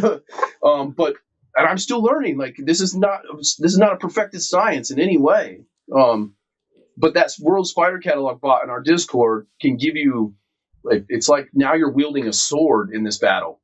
Like, you've got this just engine of knowledge that's just being spewed at you. And we also have this other thing in there called animal learning. It's actually its own little like branch off. They also do Reddit stuff as well. But the animal learning thing covers from just basic care to species care, pests that could come up, mold issues, parasite issues, like just packing and shipping safely, standard protocol for breeding loans and shipping, like just industry standard stuff that like isn't being respewed. It's actually like science-backed information, you know? So yeah, I can't recommend it enough. If you're interested and you're looking to try to get into bugs more, or you're just looking for a community about animals, join Tarantula Addicts. It's called Tarantula Addicts, but it's so much more than that. Like, Phil's in there with his centipedes. You've got people that breed geckos and snakes and lizards and true spiders, tarantulas. Like, it's amazing. We even have our own auction channel now. So once you get as approved vendor on there, you can actually auction stuff right there live in the Discord. There's a sale page there. You can do promotions of your next shows coming up. You could even go on there, join the Discord, and you could start posting your expert in the idiot episodes that are coming up next week. You go Nice. right into the announcements, or right into the the community announcement-y thing, and you just post in there. I do it for my Palm Streets coming up. I post the link and when we're going to be on, what to expect for that show, and everybody that's an Underdark role, I just hit @Underdark and it sends that notice to all of them for me. Oh, So it like pulls our community together to know about the events we're doing, the giveaways that we're doing. Oh my God, Phil just had Whitebeard Kling's hatch. Like everybody in Discord knows about that because Phil's on there like, look at me, woo! It's like it's a safe place to like be yourself and grow in the community. And it's I can't say enough good things about it. It's changed my life from being a spider breeder, and it forced me into this retail world. Like I never used to do this kind of stuff because I was in the Underdark. I worked with the vendors and the other breeders that sold the spiders. I just bred, produced, shared the knowledge, and grew the Underdark. And it's through the Discord and my friends like Phil and many other members in there that have just built this to what it is, to where now we just have this machine that's welcoming and open to everyone to share the love and the knowledge of everything, anything you want to know about bugs in general. Hell yeah. Discord's awesome. I mean, so the Patreon members have access to a Discord for the podcast, and it's really cool because it just brings a bunch of like-minded, easygoing, cool people together that otherwise probably wouldn't have met, and it kind of takes you out of, I mean, at least for mine, it's behind a paywall. So it kind of filters out the trolls and, the losers that around, Yeah, you're kind of taking away that Facebook toxicity where you just have people that just want to fight all the time. Like nobody's paying $5 a month to go and fight with people. And if they are, guess what? You're gone. Like Phil's a moderator in my Discord and you're done. And that's in a nutshell. That's why the Discord, the Tarantula Addicts, became the home for Underdark as far as our social media footprint, is because they do all of that. Like I have my channel that they host and they police it. They give roles. If somebody does something that's not right, they've got all their own. I don't even have to do anything. Somebody steps out of line or does some crazy, racial slur or something stupid or hate messaging or of any kind, you're done. And I don't even have to deal with it, which allows me to focus on the actual community more. I'm not always being an admin like, oh, that was rude. Oh God, It just, and then it's almost like having a Patreon because you've got two ninjas in the background that just know how to make that work. And they built it into a community of 11,000, almost 12,000 people on our Discord now. And then it's lovely, and you don't have to pay for it. It's completely free. Only thing you have to do is join, go to the welcome, select your role, whether it's Underdark or the announcement stuff you want to be a part of, whether you're a mantis person or a snake person, you got a role for that. And then you go into introductions, introduce yourself. Tell us about yourself, what you're into, how you found us. Oh, I know Dritz. I met him at a show. And like, boom, they're going to hit you with the Underdark role. And now you're going to be able to see the Underdark channel. Because before, you're only going to just see the generic ones. But like now that you have an Underdark role, boom, now the Underdark channel's there. The Underdark live stage is there. You can watch because a lot of times we just set up the camera in the shop while we're all here doing stuff. And people just love watching that and the breeding that's going on and the knowledge. And you have access to that for free, by being a part of the community. So you kind of have to join and introduce and welcome yourself, and then you gain roles. And based on your contribution, you start to gain different tiers to allow you to access to the VIP room where you can go in and just be like, dude, today sucked, bro. And you get to talk to all the other breeders in there or so there's different roles for different members because of what they're contributing or what they're there for. Like some people don't go there for spiders, so they don't even have an Underdark role. But they could easily get one, and then just join our channel, Hell yeah, man. All right, man. Well, we'll wrap up with one final question. What are your top 3 favorite tarantulas? Oh, that's easy for me. So my very first favorite tarantula is the Flamingo Hylaeus hati hati. And this is the Sulawesi earth tiger, purple earth tiger. Yeah, this is just the most formidable. It's perfect in every way: colors, behavior, skill set with building, just attitude in general. Like, it's just this beautiful, bold ninja spider. Like, I call them forest ninjas because these things can do backflips and throw ninja stars on their way down. Like, they're just incredibly fast and articulate, wonderful behaviors and attitudes. Definitely an expert or intermediate level spider. But my absolute all-time favorite, my true love. And that's where the purple in my logo comes from. That's to represent the Hati love, the purple love. But my second favorite spider would probably be the OBT. Not just the orange OBT, but Tarantulas mirinus, which has like 8 different locales and different colors and regions on the country of Africa. And then I'd say probably my third favorite from there would be green bottle blue. Just because of their intricacy. They're monotypic species, meaning they're the only species in their genus. So they're unique in that regard. They're very difficult to breed and work with. They're beautiful, iconic spiders. Everybody loves them. And if you know the spider and can produce them, they make big bucks. It's always been one of my favorites. And then I'd say probably my fourth one would be Versicolor. I really love being a Versicolor. Just something about those fluffy, lovely girls. Beautiful, beautiful things. But honestly, I love them all. There's not a single tarantula that I don't like. There's just others that I like. I work with more because I am in this to make money as well. So I do focus sometimes more on staple species than others. But I would have to say Hati is the top. Hati. Nice. I think Phil might have sent me some of those, and I think I may have killed them. They can be a little fragile because they're from Borneo, where it rains and they've got a very unique ecosystem. It's a lot like, they're from a lot of the region where retic pythons are from. So if you can imagine, if you know retic pythons or those kinds of snakes from that part of the world on those island chains, you can think about that snake and its environment that it lives in.